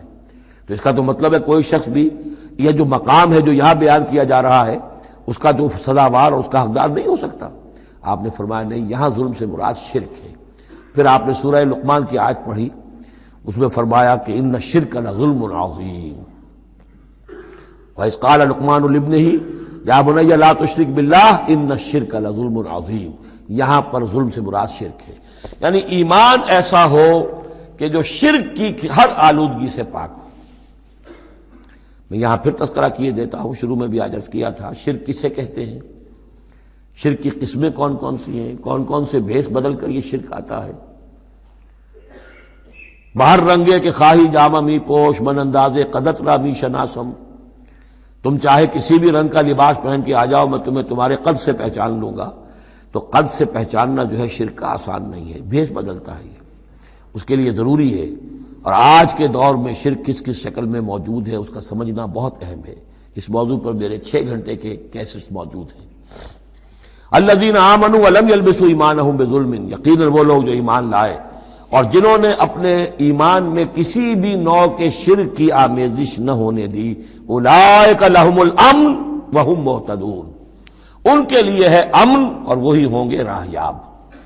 یہ امن اور ایمان اور اسلام اور سلامتی کا جو آپس میں تعلق ہے لفظی اعتبار سے، وہ اس دعا میں بہت نمایاں ہو جاتا ہے کہ جو حضور ہر نیا جو چاند دیکھتے تھے ہر مہینے کا، تو دعا مانگتے تھے، اللہم اہلہ علینا بالامن والایمان والسلامت والاسلام، اے اللہ یہ مہینہ جو شروع ہو رہا ہے اس نئے چاند کے ساتھ، ہلال کے ساتھ، اسے ہم پر طلوع فرما امن اور ایمان کے ساتھ اور سلامتی اور اسلام کے ساتھ۔ تو یہ بڑا گہرا ربط ہے ان الفاظ کے اندر۔ میرا چھوٹا سا کتابچہ ہے قرآن اور امن عالم، آج سے شاید کوئی میں سمجھتا ہوں کہ 30-32 سال پہلے کی تقریر تھی میری، لیکن وہ ان موضوعات پر میں سمجھتا ہوں کہ بہت مختصر لیکن بہت مفید ہے۔ فرمایا وَتِلْكَ حُجَّتُنَا آتَيْنَاهَا إِبْرَاهِيمَ عَلَىٰ قَوْمِهِ، اس کا میں حوالہ دے رہا تھا۔ یہ پوری سرگوش بیان کر کے اب فرمایا یہ ہماری وہ حجت تھی جو ہم نے ابراہیم کو عطا کی اس کے قوم کے خلاف۔ یہ سارا محاجہ حضرت ابراہیم اپنی قوم سے کر رہے تھے۔ بظاہر اس کو توریہ کہتے ہیں، ایک ہوتا ہے جھوٹ بولنا، ایک ہوتا ہے توریہ۔ توریہ یہ ہے کہ آپ کہیں کوئی بات ایسی جو جھوٹ تو نہیں ہے لیکن جس سے سننے والا مغالطے میں مبتلا ہو جائے۔ مثلا حضرت شیخ الہند رحمۃ اللہ علیہ کا واقعہ ہے، جس زمانے میں ان کے وارنٹ نکلے ہوئے تھے اور وہ حرمین شریفین میں تھے، مکہ مکرمہ میں تھے، وارنٹ نکلا ہوا ہے اور شریف حسین والی مکہ جو ہے اس کے سپاہی ڈھونڈتے پھر رہے ہیں کہ کہاں ہے وہ مولوی ہندوستانی جو ہے جو باغی ہے انگریزوں کا، اس کو پکڑا جائے۔ اب یہ ایک جگہ پر یہ کہیں کھڑے ہوئے تھے تو ایک شرطے نے آ کر جو وہاں کا سپاہی تھا پوچھا ان کے بارے میں محمود الحسن کو جانتے ہو؟ کہ یہاں جانتا ہوں۔ وہ کہاں ہے؟ محمود الحسن کہاں ہے؟ تھوڑا سا 2 قدم پیچھے ہٹ کے کہا ابھی یہیں تھے۔ جھوٹ تو نہیں بولا نا، 2 قدم پیچھے ہٹ کر کہا ابھی یہیں تھے، بالکل سچ بولا، اس نے سمجھا ابھی یہیں تھے، دوڑا ادھر، دوڑ گیا اپنے نکل گئے۔ اس کا نام ہے توریہ۔ یہ جھوٹ بھی نہیں ہے لیکن یہ کہ سننے والے کو مغالطہ بھی ہو گیا۔ اصل میں حضرت ابراہیم علیہ السلام کے کلام میں یہ توریہ کا انداز جو ہے وہ بہت ہے، تاکہ لوگوں کو، جیسے جب بتوں کو سب کو توڑ دیا تو کہا کہ اس نے توڑا ہوگا، یہ جو بڑا ہے، جو صحیح سالم کھڑا ہوا ہے بڑا بت، اور تیشا بھی جو ہے جس سے توڑا تھا سب کو، وہ اس کی گردن میں لگا دیا کہ یہ جو ہے جو آلہ ہے، آلہ واردات بھی اسی کے پاس سے برآمد ہو رہا ہے، اور یہ سالم ہے، باقی سب ٹوٹ گئے ہیں، تو قرائن کی شہادت بھی ہے کہ یہی ہے، پکڑو اس کو۔ تو یہ ہوتا ہے ان کو سمجھانے کے لیے کہ وہ سوچیں، دروں بینی پر آمادہ ہو جائیں۔ یہ ہے میرے نزدیک ان آیات کا محل یہ ہے۔ وَتِلْكَ حُجَّتُنَا آتَيْنَاهَا إِبْرَاهِيمَ عَلَىٰ قَوْمِهِ، اور یہ ہماری وہ دلیل تھی جو ہم نے عطا فرمائی ابراہیم کو اس کی قوم کے خلاف۔ نرفع درجات من نشاء، ہم بلند کرتے ہیں درجے جن کے چاہتے ہیں۔ اب ظاہر بات ہے، یہاں کہنے کا مقصد یہ ہم نے ابراہیم کے درجے بہت بلند کیے۔ ان ربک حکیم علیم، یقیناً تیرا رب حکیم اور علیم ہے۔ وَوَهَبْنَا لَهُ اسحاق وَيَعْقُوب، اب وہ گلدستہ شروع ہو رہا ہے، اور ہم نے اسے عطا فرمایا اسحاق جیسا بیٹا، یعقوب جیسا پوتا، کلن ہدینا، سب کو ہم نے ہدایت دی، وَنُوحًا ہدینا من قبل، اور نوح کو ہم نے ہدایت دی تھی ان سے بھی پہلے، ومن ذریتہ، اور ان کی اولاد میں سے، حضرت ابراہیم کی اولاد میں سے، داؤد و سلیمان و ایوب و یوسف و موسیٰ و ہارون، کیسے کیسے عظیم نبی ہم نے اٹھائے، داؤد جیسا بادشاہ، سلیمان جیسا بادشاہ، ایوب اور یوسف اور موسیٰ اور ہارون۔ وَكَذَلِكَ نَجْزِي الْمُحْسِنِينَ، اسی طرح ہم بدلہ دیتے ہیں محسنین کو۔ یہ لوگ ظاہر بات ہے کہ ایمان کی اس بلند ترین منزل پر فائز تھے جس کو ہم پڑھا ہے سورہ مائدہ میں کہ ثُمَّ اتَّقَوْا وَأَحْسَنُوا وَاللَّهُ يُحِبُّ الْمُحْسِنِينَ۔ وَزَكَرِيَّا وَيَحْيَا وَعِیسیٰ وَإِلیاس، مزید برآں زکریا جیسے نبی، یحییٰ جیسے نبی، عیسیٰ علیہ السلام، وإلیاس کل من الصالحین، یہ سب کے سب نیک بختوں میں سے تھے۔ وإسماعیل وَالْیسع وَیونس وَلوطا، اور اسماعیل اور الیسع اور یونس اور لوط، وَكُلًّا فَضَّلْنَا عَلَى الْعَالَمِينَ، سب کو ہم نے تمام جہان والوں پر فضیلت دی۔ وَمِنْ آبائِهِمْ، اور ان کے آباء و اجداد میں سے بھی، وذریاتہم، اور ان کی نسلوں میں سے بھی، واخوانہم، اور ان کے بھائیوں میں سے بھی، واجتبیناہم، ہم نے ان کو چن لیا، پسند کر لیا، سلیکٹ کر لیا، وہدیناہم الی صراط مستقیم، اور ہم نے ان کو ہدایت دی سیدھے راستے کی طرف۔ ذالک ھدی اللہ یہدی بہ من یشاء من عبادہ، یہ اللہ کی وہ ہدایت ہے جس کی وہ ہدایت بخشتا ہے جس کو چاہتا ہے اپنے بندوں میں سے۔ وَلَوْ أَشْرَكُوا، اور اگر بالفرض وہ بھی شرک کرتے، لَحَبِطَ عَنْهُمْ مَا كَانُوا يَعْمَلُونَ، ان کے بھی سارے اعمال حبط ہو جاتے۔ شرک اتنی بری شے ہے، اتنے اونچے اونچے مراتب، اتنے اعلیٰ اعلیٰ مقامات، اللہ کی محبوب شخصیتیں، اولو العزم پیغمبر اور یہ عظیم انبیاء، لیکن بالفرض یہ سمجھانے کے لیے، ظاہر بات ہے کوئی امکان نہیں تھا کہ وہ شرک کرتے، لیکن ہمیں سمجھانے کے لیے شرک وہ شے ہے، ان اللہ لا یغفر ان یشرک بہ ویغفر ما دون ذلک لمن یشاء ولو اشرکوا لحبط عنہم ما كانوا یعملون، اگر وہ شرک کرتے تو ان کے بھی تمام اعمال حبط ہو جاتے۔ اولئک الذین آتیناہم الکتاب والحکم والنبوۃ، یہ وہ لوگ ہیں جن کو ہم نے کتاب دی، اپنی حکمت اور شریعت سے نوازا، نبوت سے سرفراز فرمایا۔ وَإِن يَكْفُرْ بِهَا هَؤُلَاءِ، اور اگر کفران نعمت کریں یہ لوگ اس کی، یہ جو آیات اب اللہ تعالیٰ نے دی ہیں تمہیں اے محمد صلی اللہ علیہ وسلم، اگر یہ لوگ ان آیات کی اب ناشکری کر رہے ہیں، کفران نعمت کر رہے ہیں، اگر وہ ان سے فائدہ نہیں اٹھا رہے، ان کی روشنی سے اپنے دلوں کو منور نہیں کر رہے، فقد وکلنا بہا قوما لیسوا بہا بکافرین، تو ہم نے ایک اور قوم کو تیار کر رکھا اس کام کے لیے کہ وہ اس کی ناقدری نہیں کرے گی، یعنی یہ کہ مدینہ کے انصار انشاءاللہ اس کی قدر کریں گے۔ مکے کے یہ لوگ جو ہیں اگر ناقدری کر رہے ہیں محمد صلی اللہ علیہ وسلم، اور تمہاری باتیں جو ہیں اب تک 10-11 برس ہونے کو آ گئے ہیں، اس کے نتائج جو ہیں بڑے ہی کم سے کم یہ کہ مایوس کن نہیں تو دل شکن ضرور ہے۔ محمد جیسا مبلغ اور رسول اور داعی اور مربی اور مزکی اور معلم، اور 10-12 برس کی جد و جہد میں بمشکل 150-200 آدمی، پہلے 10 برس میں تو بمشکل 125 آدمی تھا۔ تو یہ ہے کہ اس اعتبار سے فَإِن يَكْفُرْ بِهَا هَؤُلَاءِ، اگر یہ لوگ کفران نعمت کر رہے ہیں ان کا، فقد وکلنا بہا، تو ہم نے کچھ مقرر کر دیے ہیں کچھ اور لوگ، قومن، ایک ایسی قوم، لیسو بہا بکافرین، جو ان کی شاید جو اس کی ناشکری نہیں کریں گے۔ کچھ پتہ نہیں یہ ہماری جو دعوت رجوع القرآن ہے جو کہاں کہاں پھیل رہی ہے۔ پاکستان میں ٹی وی پر بینڈ ہے، میرا درس نہیں آ سکتا۔ انڈیا میں دوردرشن کبھی کبھی دکھا دیتا ہے، دلی سے خبر آ جاتی ہے کہ دوردرشن پہ میرے کبھی کیسٹ جو ہے ٹی وی کے درس دکھائے جا رہے ہیں۔ بامبے میں جو کیبل ٹی وی ہے، 8,000 فیملیز ہیں جو ہر ہفتے 2 مرتبہ میرا درس قرآن دیکھ رہے ہیں کیبل ٹی وی پر، اور وہی لوگ ہیں کہ جنہوں نے چاہا ہے کہ اب ان کو ایسی اس کی ریکارڈنگ مل جائے کہ وہ اسے سیٹلائٹ کے اوپر لے جا سکے۔ اور یہ کہاں ہو رہا ہے؟ بھارت میں، دارالکفر میں۔ اور پاکستان میں کیا ہو رہا ہے؟ جو کچھ ہو رہا ہے وہ آپ کے سامنے ہے۔ تو اگر ناقدری کرنے والے ہیں، گرفتہ چینیاں احرام و مکی خفتہ در بتھا، چینیوں نے تو احرام باندھ لیے، اور مکی جو ہے ابھی سویا ہوا ہے بتھا کی وادی کے اندر، ابھی اسے ہوش ہی نہیں ہے کہ وہ اٹھے وہ بھی احرام باندھے۔ تو یہ بہرحال یہ آیت بڑی اہم ہے اس اعتبار سے، آج کے دور میں خاص طور پر یہ ہے کہ کوئی مایوسی انسان کو ہونی نہیں چاہیے۔ ہمیں تو پتہ بھی نہیں ہے کہ کہاں کہاں یہ بات پھیل رہی ہے، ممکن ہی نہیں ہے مجھے معلوم ہو کہ میرے کیسٹ کہاں کہاں پہنچ گئے۔ وہ تو جہاں کہیں بھی جاتا ہوں، دیکھتا ہوں، سنتا ہوں، کوئی کہتا ہے میرے پاس 300 کیسٹ آپ کے ہیں، کوئی کو ملتا ہے میرے پاس اتنے کیسٹ آپ کے ہیں، میں سنتا ہوں۔ اب یہ دعوت پھیل رہی ہے، اب یہ میں نہیں کہہ سکتا کہ کس جگہ پر یہ جڑ پکڑے زمین کے اندر، اور یہ انقلابی دعوت جو ہے قرآن کی وہ وہاں ایک تناور درخت بنے، ایک تحریک زبردست انقلابی اٹھے۔ فَإِن يَكْفُرْ بِهَا هَؤُلَاءِ فَقَدْ وَكَّلْنَا بِهَا قَوْمًا لَيْسُوا بِهَا بِكَافِرِينَ۔ اگر یہ اس کی ناقدری کر رہے ہیں تو اے نبی آپ آزردہ خاطر نہ ہو، ہم نے ایک اور قوم کو تیار کر لیا ہے کہ وہ اس کی ناقدری نہیں کریں گے۔ اولئک الذین ھدی اللہ فبہداہ مقتدہ، یہ وہ لوگ ہیں جن کو اللہ نے ہدایت دی تھی۔ یہ 17 نام جو اوپر ہم نے پڑھے ہیں، فرمایا کہ اللہ فرما رہا ہے ہم نے انہیں ہدایت دی تھی، فبہداہ مقتدہ، تو آپ بھی ان کی ہدایت کی پیروی کیجئے۔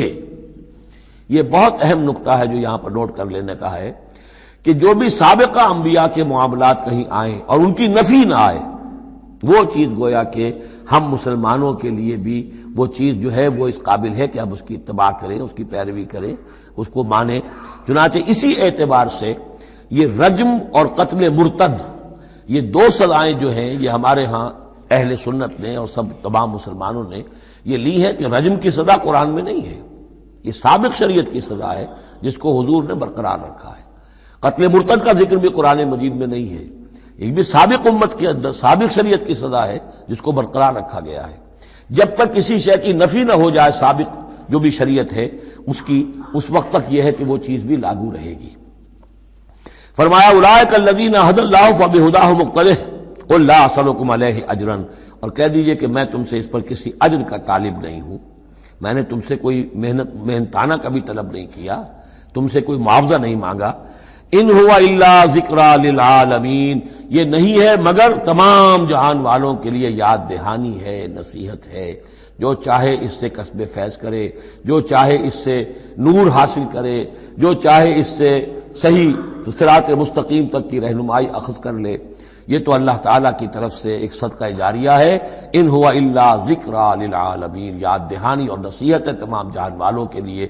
بارک اللہ لی ولکم فی القرآن العظیم ونفعنی وإیاکم بالآیات والذکر الحکیم۔